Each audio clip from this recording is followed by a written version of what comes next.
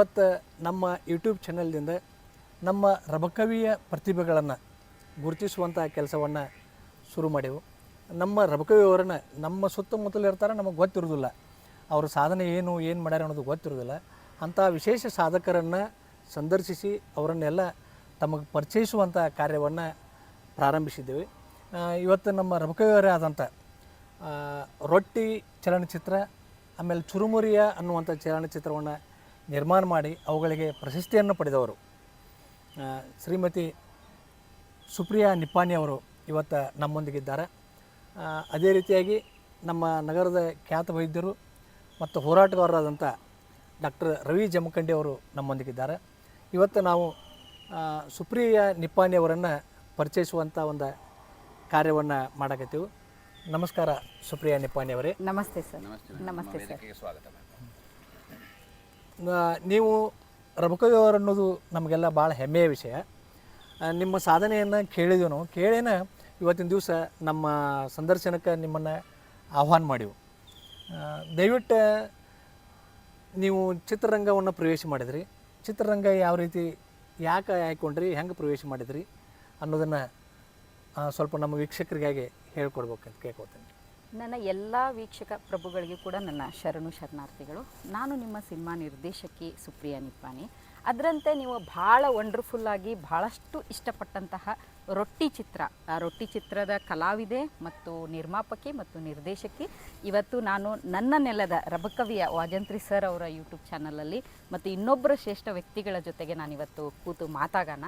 ಮೊದಲನೇದಾಗಿ ಸರ್, ನೀವು ಹೇಳಿದ ಹಾಗೆ ನಿರ್ದೇಶನ ವಿಭಾಗವನ್ನು ನಾನು ಯಾಕೆ ಆಯ್ಕೆ ಮಾಡಿಕೊಂಡೆ ಅಂತಂದರೆ, ರಬಕವಿಯ ನಮ್ಮೂರು ರಬಕವಿನಲ್ಲೇ ಕವಿ ಅನ್ನೋದೊಂದಿದೆ. ನಾನು ಕವಿಯತ್ರಿಯಾಗಿ ಸಾಹಿತ್ಯದ ಓದಾಗಿ ಅದರ ಪ್ರಮುಖವಾದ ಅಂಗದಲ್ಲಿ ಬಂದವಳು. ಹಾಗಾಗಿ ವಿಶೇಷವಾದಂತಹ ಕೆಲಸವನ್ನು ಮಾಡೋದು, ಆಮೇಲೆ ಕ್ರಿಯೇಟಿವಿಟಿ ಹೆಚ್ಚಾಗಿ ನನ್ನಲ್ಲಿ ಇರೋದಕ್ಕೆ ನನಗೆ ಈ ಕ್ಷೇತ್ರ ತುಂಬ ಪ್ರಾಮಿಸಿಂಗ್ ಆಗಿ ಅನ್ನಿಸ್ತು. ಯಾಕಂದರೆ ಸಿನಿಮಾದಲ್ಲಿ ಬಣ್ಣ ಇದೆ ಸರ್, ಬಣ್ಣದಿಂದಲೇ ಸಿನಿಮಾ ವಿಜುವಲ್ ಆಗೇ ಹೋಗುತ್ತೆ. ಅದರಂತೆ ನಮ್ಮ ಊರು ಬಣ್ಣದ ಊರು. ನಮ್ಮ ಊರು ನನಗೆಲ್ಲವನ್ನ ಕಲಿಸಿದೆ. ಹಾಗಾಗಿ ಆ ಕಲಿಕೆ ಮತ್ತು ಆ ವೇದಿಕೆ ಏನಿತ್ತಲ್ಲ, ನನಗೆ ಸಿನಿಮಾ ಕ್ಷೇತ್ರಕ್ಕೆ ತೊಗೊಂಡು ಹೋಗಲಿಕ್ಕೆ ಅವಕಾಶ ಆಯಿತು ಅಂತ ನಂಗೆ ಅನಿಸುತ್ತೆ ಸರ್. ಹಾಗಾಗಿ ನಾನು ಸಿನಿಮಾ ರಂಗ ಬಹಳಷ್ಟು ಉತ್ತಮವಾದ ರಂಗ, ನಮ್ಮಂತಹ ಕಲಾವಿದರಿಗೆ, ಕ್ರಿಯೇಟರ್ಸ್ಗೆ ಒಂದು ಒಳ್ಳೆಯ ವೇದಿಕೆ. ಹಾಗಾಗಿ ನಾನು ಆ ಮನೋರಂಜನಾ ಕ್ಷೇತ್ರವನ್ನು ಆಯ್ಕೆ ಮಾಡಿಕೊಂಡೆ ಸರ್. ನೀವು ತುಂಬ ಸಂತೋಷ ಮೇಡಮ್, ಒಳ್ಳೆ ಮಾತನಾಡಿದ್ರಿ. ಊರ ಬಗ್ಗೆ ಹೆಮ್ಮೆಯಿಂದ ಹೇಳ್ಕೊಂಡ್ರಿ, ನಮಗೂ ತುಂಬ ಹೆಮ್ಮೆ ಅನ್ನಿಸ್ತು. ಇದು ರೆಬ್ಬಮ್ಮ ಅನ್ನುವಂಥ ಒಬ್ಬಕ್ಕೆ ಕವಿಯತ್ರಿ, ಬಸವಾದಿ ಶರಣರಲ್ಲಿ ಜೊತೆ ಇದ್ದಂಥ ಶಿವಶರಣೆ ರೆಬ್ಬಮ್ಮ ಅಂತ ಹೇಳಿ, ಅವಳು ಕವಿಯತ್ರಿಯಾಗಿ ಇಲ್ಲೇ ಬಂದು ಹೋಗಿದ್ದಾಳೆ ಅನ್ನುವಂಥ ಒಂದು ನೆಲಗಟ್ಟಿನ ಮೇಲೆ ರಬಕವಿ ಅಂತ ಬಂತು. ಅದನ್ನು ನೀವು ಮುಂದೆ ಕೊಂಡೊಯ್ತಿದ್ದೀರಿ ಅಂತ ಹೇಳಿ ನಮಗೆ ಹೆಮ್ಮೆ ಇದೆ. ಈ ಊರಿಂದ ಇನ್ನೂ ಕವಿಯತ್ರರು ನಮ್ಮಲ್ಲಿ ಸಾಹಿತಿಗಳು ತುಂಬ ಜನ ಇದ್ದಾರೆ. ಅದು ನಮ್ಮ ಊರಿನ ಹೆಮ್ಮೆ ಅಂತ ಹೇಳ್ಬೋದು. ಈ ನಿಟ್ಟಿನಲ್ಲಿ ತಾವು ಚಿತ್ರರಂಗಕ್ಕೇ ಹೋಗಬೇಕನ್ನುವಂಥ ಯಾವುದಾದ್ರೂ ಒಂದು ಪ್ರಮುಖವಾದ ಕಾರಣ ಇದೆಯಾ ಸರ್? ಯಾವುದೇ ರಂಗವನ್ನು ಹಾಗೆ ನಾನು ಡಿಸ್ಕ್ರೈಬ್ ಮಾಡ್ತಾ ಹೋದರೆ ಭಾಳಷ್ಟು ಕಾರಣಗಳು ಸಿಗಬಹುದೇನೋ. ಅದರಂತೆ ನೀವು ರಬಕವಿ ಅನ್ನುವಂಥ ಕವಿಯ ಹೆಸರನ್ನು ಹೇಳೋದಕ್ಕೆ, ಮೂಲತಃ ನಾನೊಬ್ಬಳು ಕವಿ. ನನಗೆ ಕವಿ ಆಗಲಿಕ್ಕೆ ಏನು ಪ್ರೇರಣೆ ಆಯಿತು ಅನ್ನೋದು ಬಹಳ ಮುಖ್ಯ ಆಗುತ್ತೆ ಸರ್. ಯಾಕಂದರೆ ನಮ್ಮ ಈಶ್ವರ್ ಸನ್ಕಲ್ ಅವರು ಸರ್, ಯಾಕಂದರೆ ಅವರು ಜಗವೆಲ್ಲ ಅಳುತ್ತಿರಲಿ ಜಗದಳು ನನಗಿರಲಿ ಎಂದು ಹೇಳಿದಾಗ ಸರ್, ನನಗದು ಭಾಳ, ನಾನು 4th ಸ್ಟ್ಯಾಂಡರ್ಡಲ್ಲಿ ಇದ್ದಾಗೇನೋ ನನಗದು ಲೈನನ್ನು ನಂಗೆ ಓದ್ಲಿಕ್ಕೆ ಸಿಕ್ಕಾಗ ನಾನು ಇವತ್ತು ಕೂಡ ಅದನ್ನು ಡಿಕೋಡ್ ಮಾಡೋಕ್ಕಾಗಿಲ್ಲ. ನಾನದು ಇವತ್ತು ನನಗೆ ಅದೊಂದು ಪ್ರಶ್ನೆಯಾಗೇ ಇದೆ, ಹೇಗೆ ಸರ್ ಸಾಧ್ಯ ಆಗುತ್ತೆ ಇದು? ಈ ಲೈನನ್ನು ಹೇಳಕ್ಕೆ ಹೇಗೆ ಸಾಧ್ಯ ಆಗುತ್ತೆ? ಜಗ ಎಲ್ಲ ಹೇಗೆ ನಕ್ಕೋತಿರ್ಬೇಕು, ಹೆಂಗೆ ನನಗೆಲ್ಲ ಅವರ ನೋವುಗಳು ನನ್ನಲ್ಲೇ ಇರಲಿ ಅನ್ನುವಂಥ ಸಿದ್ಧಾಂತವನ್ನು ಹೇಗೆ ಕವಿ ಅದನ್ನು ನಿರೂಪಿಸಿದ ಅನ್ನೋದನ್ನು ನಾನು ಅದರ ಯೋಚನೆಯಲ್ಲೇ ನಾನು ಎಷ್ಟು ವರ್ಷ ಕಳೆದಿದ್ದೀನಿ. ಇವತ್ತು ನನಗೆ ಅದಕ್ಕೆ ಉತ್ತರ ಸಿಕ್ಕಿಲ್ಲ, ಇದು ಹೇಗೆ ಸಾಧ್ಯ ಆಯಿತು. ಇಂತಹ ಶ್ರೇಷ್ಠ ವ್ಯಕ್ತಿಗಳ ಮುಂದೆ ನಾನು ಬಹಳಷ್ಟು ಸಣ್ಣವಳಾಗ್ತೀನಿ ಸರ್. ನಾನು ಏನೂ ಅಲ್ಲ. ಹಾಗಾಗಿ ನಾನು ಅವೆಲ್ಲರೂ ಕೂಡ ನನಗೆ ಪ್ರೇರಣೆ ಮತ್ತು ಎಲ್ಲರ ಸಾಧನೆಗಳು ನನಗೆ ಆಶೀರ್ವಾದ ಆಗಿ ಸಿಕ್ತು ಸರ್. ನನಗೆ ಹೆಚ್ಚಾಗಿ ರಬಕವಿ ಆಚೆಗೆ ನಾನು ಊರನ್ನೇ ನೋಡಿರಲಿಲ್ಲ. ನಾನು ಯಾವ ಬೆಂಗಳೂರು ನೋಡಿರಲಿಲ್ಲ, ಎಲ್ಲವೂ ನೋಡಿರಲಿಲ್ಲ ಸರ್. ನನ್ನ ಊರಿಗೆ ನನಗೆ ಮುಂಬೈ ಕರ್ಕೊಂಡು ಹೋಗಿದ್ದರು ನಮ್ಮ ಔಷಿ ನನಗೆ ಆಫ್ಟರ್ ಮೈ PUC. ಸೊ ಆವಾಗ ಆ ಮುಂಬೈ ಜಗತ್ತೇ ಸಿನಿಮಾ ಜಗತ್ತು ಸರ್. ಆ ಜಗತ್ತು ಅಲ್ಲಿ ಹೋದ ನಂತರದಲ್ಲಿ ಅಲ್ಲಿಯ ಆ್ಯಕ್ಟಿವಿಟಿಗಳು, ಅದು ಕ್ರಿಯೇಟಿವ್ ಪ್ಲೇಸ್ ಆಗಿರ್ಬೋದು, ಅಲ್ಲಿ ಸಿಗುವಂಥದ್ದು, ಅದು ನನಗೆ ಹೆಚ್ಚಿನ ಆಕರ್ಷಣೆಯನ್ನು ಮಾಡಿತು ಮೊದಲಿಗೆ. ಇದು ಏನಿದೆ ಅಲ್ಲ, ನಾನೇನು ನೋಡ್ತಾ ಇದ್ದೆ ಸರ್, ನಾವು TV ನಲ್ಲಿ ನೋಡ್ತಾ ಇದ್ವಿ ಇಲ್ಲಿ ರಬಕವಿನಲ್ಲಿ ಇದ್ದಾಗ ಏನು ನೋಡ್ತಾ ಇದ್ವಿ, ಸಣ್ಣ ಸಣ್ಣ ವೇದಿಕೆಗಳಲ್ಲಿ ಏನು ಪಾರ್ಟಿಸಿಪೇಟ್ ಮಾಡ್ತಾ ಇದ್ವಿ, ಬಟ್ ಅದು ನನ್ನ ಎದುರೇ ನಡೀತಾ ಇರೋದನ್ನು ನಾನು ಕಂಡಾಗ ನನಗದು ಎಷ್ಟು ಪ್ರಭಾವ ಬೀರ್ತು ಅಂದರೆ ಇವತ್ತು ನಾನು ಇಲ್ಲಿದ್ದೀನಿ ಸರ್ ಅಷ್ಟೇ. ನೀವು ಉತ್ತಮ ನಟರು ಸಹಿತ ಹೌದು. ಈ ನಟನೆ ಮತ್ತು ನಿರ್ದೇಶನ ಇದರಲ್ಲಿ ನೀವು ಯಾವುದನ್ನು ಆಯ್ಕೆ ಮಾಡ್ಕೋತೀರಿ, ಯಾವುದಕ್ಕೆ ಹೆಚ್ಚು ಪ್ರಾಶಸ್ತ್ಯ ಕೊಡ್ತೀರಿ? ನಟ ಮತ್ತು ನಿರ್ದೇಶನ. ಸರ್, ನಾನು ಹೆಚ್ಚಾಗಿ ನಿರ್ದೇಶನಕ್ಕೆ ನನ್ನ ಮೊದಲ ಪ್ರಾಶಸ್ತ್ಯವನ್ನು ಕೊಡ್ತೀನಿ. I want to be a good director. ಆಮೇಲೆ ನನಗೆ ಮೊದಲಿಂದನೂ ನಾನು ರಬಕವಿ ಬಿಟ್ಟು ಬೆಂಗಳೂರಿಗೆ ಹೋಗಿ 8 ವರ್ಷ ನಾನು ಸತತವಾಗಿ ಸ್ಟ್ರಗಲ್ ಮಾಡಿ ಸಿನಿಮಾ ರಂಗದಲ್ಲಿ ಆ್ಯಕ್ಟಿವ್ ಆಗಿ ಇವತ್ತೊಂದು ಪ್ರಮುಖ ನಿರ್ದೇಶಕಿಯಾಗಿ ಬೆಳೆದು ನಿಲ್ಲಲಿಕ್ಕೆ. ಸೊ ನಿರ್ದೇಶನ ವಿಭಾಗದ ಇಂಟ್ರೆಸ್ಟೇ ನನಗೆ ಹೆಚ್ಚಾಗಿ ಕಾಡಿದ್ದು. ಇವತ್ತು ಕೂಡ ನಾನು I am good to go with as a director. ಆಮೇಲೆ ಒಂದು ನನಗೆ ಬಹುದೊಡ್ಡ ಕನಸಿದೆ ಸರ್, ಭಾರತೀಯ ಚಿತ್ರ ಆಗಬೇಕು, ನನ್ನದೊಂದು ಭಾರತೀಯ ಸಿನಿಮಾ ಆಗಿ ಬರಬೇಕು ಅನ್ನುವಂಥದ್ದಿದೆ. ಸೊ ಹಾಗಾಗಿ ಅದೇ ನಿಟ್ಟಿನ ಕೆಲಸಗಳನ್ನು ನಾನು ಮಾಡ್ತಾ ಇದ್ದೀನಿ ಸರ್. ಅದರ ಆಚೆಗೆ ಕಲಾವಿದೆಯಾಗಿ ಬರುವುದು ಅಂತಂದರೆ ಏನೇ ಸರ್, ಕಲಾವಿದೆ ನಾನು ಹೇಗಾಗಿದ್ದೀನಿ ಅಂದರೆ ನಿಮಗೆ ವಂಡರ್ಫುಲ್ ಅನಿಸ್ಬೇಕಂದ್ರೆ ನಾನು ಅನಿವಾರ್ಯ ಕಲಾವಿದೆ ಸರ್, ಆಪ್ಷನಲ್ ಕಲಾವಿದೆಯಾಗಿ. ಯಾಕಂದರೆ ನಾನು ರೊಟ್ಟಿ ಚಿತ್ರದಲ್ಲಿ ನೀವು ನನ್ನ ಪಾತ್ರವನ್ನು ನೋಡಿದ್ದೀರಾ, ಆದರೆ ಆ ಪಾತ್ರವನ್ನು ಮಾಡುವ ಆ ವಯಸ್ಸಿನ ಕಲಾವಿದರು, ಆ ಇನ್ಡೆಪ್ತ್ ಆಗಿರೋವಂಥವರು ನನಗೆ ಯಾರೂ ಸಿಗಲಿಲ್ಲ. ಸುತ್ತಮುತ್ತಲು ಕಲಾವಿದರ ಕೊರತೆ ಇದೆ ಸರ್ ನಮ್ಮಲ್ಲಿ, ಅವರು ಸಿಗಲಿಲ್ಲ. ಮಹಿಳಾ ಕಲಾವಿದರದು ಸ್ಪೆಷಲಾಗಿ ಹೇಳೋಕೆ ಬಂದಿದ್ದು ನಾನು, ಸಿಗಲಿಲ್ಲ ಸರ್. 35 ವರ್ಷದ್ದು ಅವರಿಗೆ ರೊಟ್ಟಿ ಮಾಡೋಕ್ಕೆ ಬರಬೇಕು, ಆ ಬಡತನ ಥರ ಕಾಣಿಸ್ಬೇಕು ಅವಳು ಆ ಬ್ಲೆಂಡಲ್ಲಿ. ನಾನು ಬೆಂಗಳೂರಿನ ಯಾರೇ ಮತ್ತು ಉತ್ತರ ಕರ್ನಾಟಕದ ಭಾಷೆಗೆ ಗ್ರಿಪ್ ಇರಬೇಕು, ಇವೆಲ್ಲ ಅಂಶಗಳು ಆ ಪಾತ್ರಕ್ಕೆ ನನಗೆ ಯಾರು ಬೆಂಗಳೂರಿಂದ ನಂಗೆ ಸುಮಾರು ಕಲಾವಿದರು ಗೊತ್ತಿದ್ದರು. ಅವ್ರು ಬಂದಾಗ ಆ ಬ್ಲೆಂಡ್, ಆ ಪ್ರಾಮಿಸಿಂಗ್ ವರ್ಕ್ ಆಗಲ್ಲ ಅನ್ನಿಸ್ತು ಒಂದ್ರಿ. ಎರಡನೇದು ಬಜೆಟ್ ಪ್ರಾಬ್ಲಮ್ ಇತ್ತು ನನಗೆ. ಅವರಿಗೆ ಸಂಭಾವನೆ ಕೊಡೋದಾಗತ್ತೆ ರೀ, ಅಷ್ಟು ಹೆಚ್ಚಿನ ಸಂಭಾವನೆ, ಅವ್ರ ಟ್ರಾವೆಲ್ಲು, ಅದ್ರ ಅಲ್ಲದೆ ಅವ್ರು ಇಲ್ಲಿ ಇದ್ದಾಗ ಅವರಿಗೆ ಹಾಸ್ಪಿಟಾಲಿಟಿ ನೋಡ್ಕೋಬೇಕು. ಸೊ ಇವೆಲ್ಲರ ಮಧ್ಯದಲ್ಲಿ ಎಲ್ಲಾದರೂ ನನಗೆ ಅದು ಹೆಚ್ಚಿನ ನನಗೆ ಹಣ ಖರ್ಚಾಗೋದು ಕಡಿಮೆ ಮಾಡಬೇಕು ಅನ್ನೋದಕ್ಕೆ ಆ ಪಾತ್ರವನ್ನು ನಾನು ನಿಭಾಯಿಸಿದೆ ಅಷ್ಟೇ.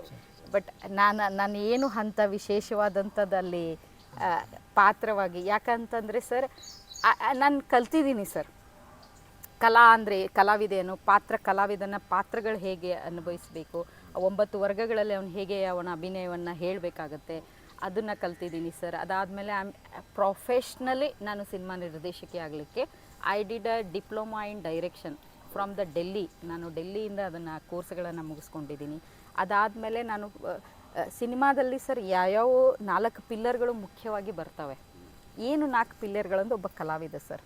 ಹಾಗಾಗಿ ನಾನು ಕಲೆಯ ಬಗ್ಗೆ, ನಾನು ಅದ್ರ ಬಗ್ಗೆ ಕಲಾವಿದನ ಗುಣಗಳೇನಿರ್ತವೆ, ಅವನ ಆ್ಯಕ್ಟಿಂಗ್ ಕೋರ್ಸ್ಗಳನ್ನು ಕೂಡ ನಾನು ಮಾಡಿಕೊಂಡೆ ಸರ್. ಅದರ ನಂತರದಲ್ಲಿ ಬರುವುದು ನಿರ್ದೇಶನ, ಡೈರೆಕ್ಟ್ರು. ಅದ್ರ ನಂತರದಲ್ಲಿ ಬರುವುದು ಕ್ಯಾಮ್ರಾ. ನಾವು ಏನೇ ಹೇಳಿದರೂ ಕೂಡ ಅದು ವಿಜುವಲ್ ಮೀಡಿಯಾ ಸರ್, ನಾವು ಕ್ಯಾಮ್ರಾ ಮೂಲಕ ಹೇಳಬೇಕಾಗತ್ತೆ. ಸೊ ದ್ಯಾಟ್ ಕ್ಯಾಮ್ರಾ ಏನು ಹೇಳುತ್ತೆ, what tell the lens through ನಾವು ಕಥೆಯನ್ನು ಹೇಳೋದಕ್ಕೆ. ಸೊ ಆ ಲೆನ್ಸ್ ಕೂಡ ಅದು ಕ್ಯಾಮ್ರಾ ಕೂಡ ನಾನು ಕಲ್ತ್ಕೊಂಡೆ. ಕ್ಯಾಮ್ರಾ ಕಲಿಕೆಯನ್ನು ಕೂಡ ಪ್ರೊಫೆಷ್ನಲ್ ಆಗಿ ಮುಗಿಸ್ಕೊಂಡೆ. ಅದ ನಂತರದಲ್ಲಿ ಬರೋದು sir major was the writing.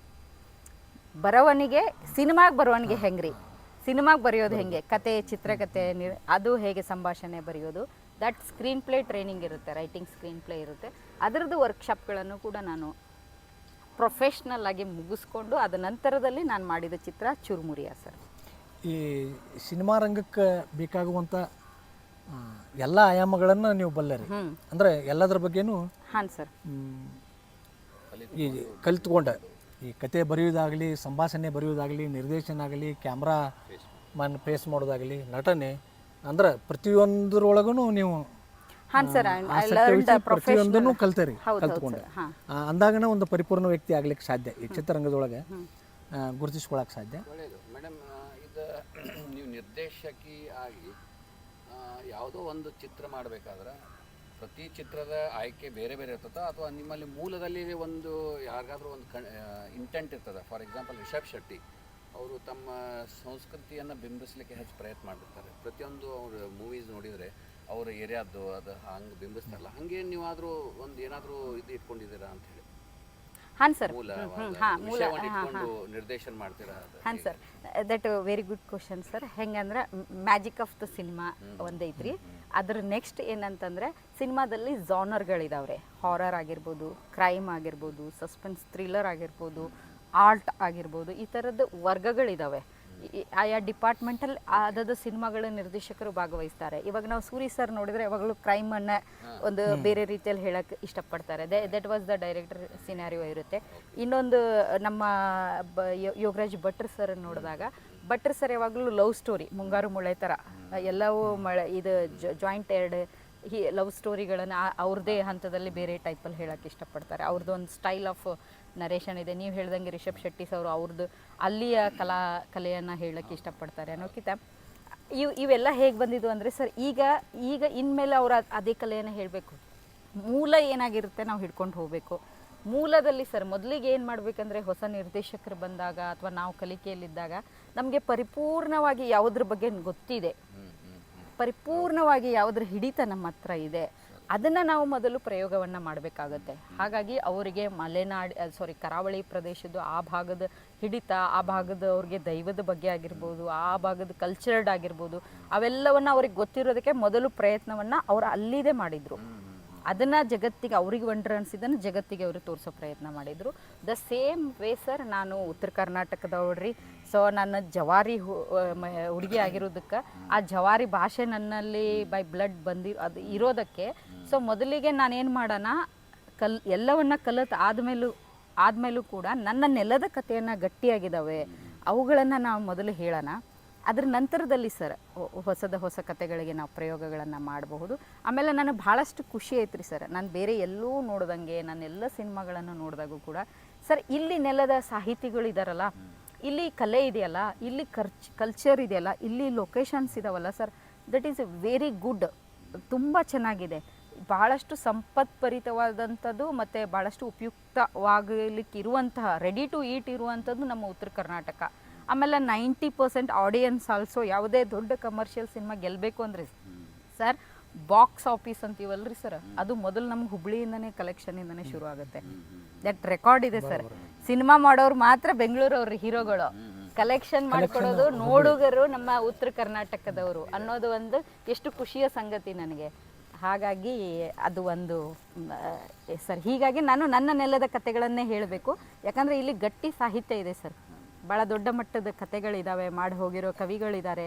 ಇದರಿಂದ ಆಚೆ ನನಗೆ ಯಾರೂ ಕಂಡಿಲ್ಲ ಸರ್. ಆಮೇಲೆ ನನಗೆ ಭಾಷಾ ಓದು ಸಮಸ್ಯೆ ಆಗುತ್ತೆ. ದಟ್ ಕರಾವಳಿ ಭಾಷೆ ಬೇರೆ ಇರ್ತದೆ ಸರ್. ಹಾಗಾಗಿ ನನಗೆ ಇಲ್ಲಿ ಭಾಷೆ ಸರಳ ಅನ್ನಿಸ್ತ್ರಿ. ಸರಳನ್ನೇ ಮೊದಲು ಸರಿಯಾಗಿ ಮಾಡೋನು, ನಂತರದಲ್ಲಿ ಮುಂದಿನ ವಿಚಾರಕ್ಕೆ ಸರ್ ನಾನು ಧನ್ಯಳಲ್ಲ ಸರ್.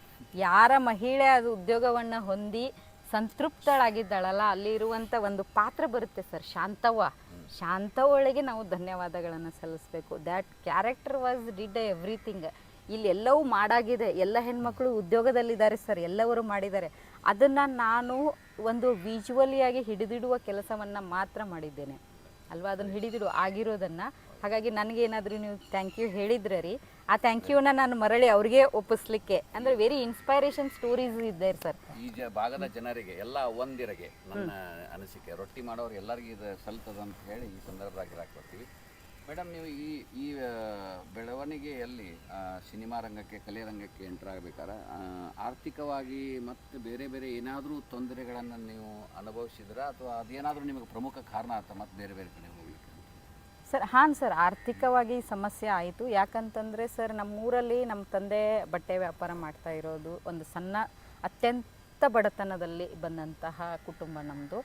ಸೊ ಶಿಕ್ಷಣವೇ ಮಾತ್ರ ನಮಗೆ ಇರುವಂಥದ್ದು ಒಂದೇ ಮಾರ್ಗ ಇತ್ತು. ಶಿಕ್ಷಣದಿಂದಲೇ ನಾವು ಇಲ್ಲಿವರೆಗೂ ಬರೋಕ್ಕೆ ಸಾಧ್ಯ ಆಯಿತು. ನಮಗೆ ಏನೂ ಮಾಡಿಲ್ಲ ಅಂದರೂ ನಮ್ಮ ತಂದೆ ತಾಯಿ ನಮಗೆ ಒಳ್ಳೆ ಶಿಕ್ಷಣವನ್ನು ಕೊಟ್ಟರು. ಇದು ನಮ್ಮದು ಇಲ್ಲಿ ಸ್ಕೂಲ್ ಐತಲ್ರಿ, ಎಮ್.ಇ. ಪಟ್ಟಣ ಶಾಲೆಯಲ್ಲಿ ಹಾಕಿದಾಗಲಿ ಒಳ್ಳೆಯ ಶಿಕ್ಷಣ ಮತ್ತು ಒಳ್ಳೆಯ ಶಿಕ್ಷಕರು ಸರ್ ಅಂಥವ್ರು ಶಿಕ್ಷಕರ ವೃಂದ ಇರೋದಕ್ಕೆ ನಮಗೊಂದು ರೈಟ್ ನಾಲೆಜನ್ನು ಕೊಟ್ಟರು. ಅದು ಮಾತ್ರ ಇತ್ತು ಸರ್. ಇಲ್ಲಿ ಯಾವುದೇ ರೀತಿಯಾದಂಥ ನಾವು ಕೆಲಸ ಮಾಡೋಕ್ಕೆ ಹೋದರೂ ಕೂಡ ಇದನ್ನಿಲ್ಲ. ನಿಮಗೆ ಭಾಳ ಒಂದು ಬೇಸರದ ಸಂಗತಿ ಸರ್, ನಾನು ಶಿಕ್ಷಕ ವೃತ್ತಿ ಮಾಡ್ಬೇಕಾರೆ ಸರ್ ನನಗೆ 2,000ದಿಂದ 3,000 ರೂಪಾಯಿ ಪೇಮೆಂಟ್ ಕೊಡ್ತೀನಿ ತಿಂಗಳಿಗೆ, ನನ್ನ ಕೆಲಸಕ್ಕೆ ಬನ್ನಿ ಅಂತಾರೆ. ಒಬ್ಬ ಸಾಮಾನ್ಯ ಶಿಕ್ಷಕ 2,000-3,000ದಲ್ಲಿ ತನ್ನ ಜೀವನವನ್ನು ನೋಡ್ಕೊಂಡು ಹೋಗಲಿಕ್ಕೆ ಸಾಧ್ಯ ಇದೆಯಾ? ಅದರಲ್ಲಿ ಸರ್ ಗೋರ್ಮೆಂಟ್ ನಾನು ಅಪ್ಲೈ ಮಾಡ್ತಾ ಇದ್ದೆ ಸರ್, ಬರೀತಾ ಇದ್ದೆ, TET ಎಲ್ಲದ್ರಾಗೂ ಪಾಸ್ ಆದೆ ಸರ್. ಆದರೆ ಅದು ಎಕ್ಸಾಮ್ ಬರೀತಾರ ಲೀಕ್ ಆಗ್ಯದ ಅಂತ ಒಬ್ರು ಸ್ಟ್ರೈಕ್ ಮಾಡ್ತಾರೆ, ಒಬ್ರು ತಡೆ ಹಿಡಿತಾರೆ, ಅಥವಾ ಸರ್ಕಾರ ಬದಲಾಗುತ್ತೆ.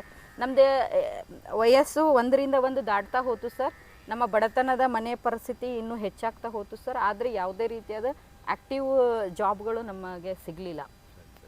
ಹಾಗಾಗಿ ನಾವು ಏನು ಮಾಡಿದೆ, ಅದನ್ನು ತೊರೆದು ನಾವು ವಲಸೆ, ಈ ಊರಾಗ ನನಗೆ ಕೆಲಸ ಇಲ್ಲ, ಇದು ಇನಫ್ ಆಗಲಿಲ್ಲ ಸರ್ ನಮ್ಮ ಮನೆಗೆ. ಇಲ್ಲಿವರೆಗೆ ಎಷ್ಟು ಚಲನಚಿತ್ರ ಒಳಗೆ ಪಾತ್ರ ಮಾಡ್ಯಾರಿ ಮತ್ತು ಎಷ್ಟು ಚಲನಚಿತ್ರಗಳನ್ನ ನಿರ್ದೇಶನ ಮಾಡ್ಯಾರಿ, ಅವುಗಳ ಹೆಸರನ್ನು ಸ್ವಲ್ಪ ನಮ್ಮ ವೀಕ್ಷಕರಿಗೆ ಹೇಳಿಕೊಟ್ರೆ. ಸರಿ ಸರ್, ಖಂಡಿತ ಸರ್. ನಾನು ಒಂದು 10 ಶಾರ್ಟ್ ಫಿಲ್ಮ್ಗಳನ್ನು ಮಾಡಿದ್ದೇನೆ, 2 ಫ್ಯೂಚರ್ ಮೂವಿಗಳನ್ನು ಮಾಡಿದ್ದೇನೆ. ಅದರಲ್ಲಿ ಪ್ರಮುಖವಾಗಿ ಬೆಳಕಿಗೆ ಬಂದವು, ಆಮೇಲೆ ಎಲ್ಲವೂ ಯೂಟ್ಯೂಬಲ್ಲಿ ಸಿಗ್ತಾವ್ರಿ. ಆಮೇಲೆ ನನ್ನ ಎಲ್ಲ ಚಿತ್ರಗಳಿಗೂ ಕೂಡ ಅವಾರ್ಡ್ ಆಗಿದಾವ್ರಿ ಸರ್.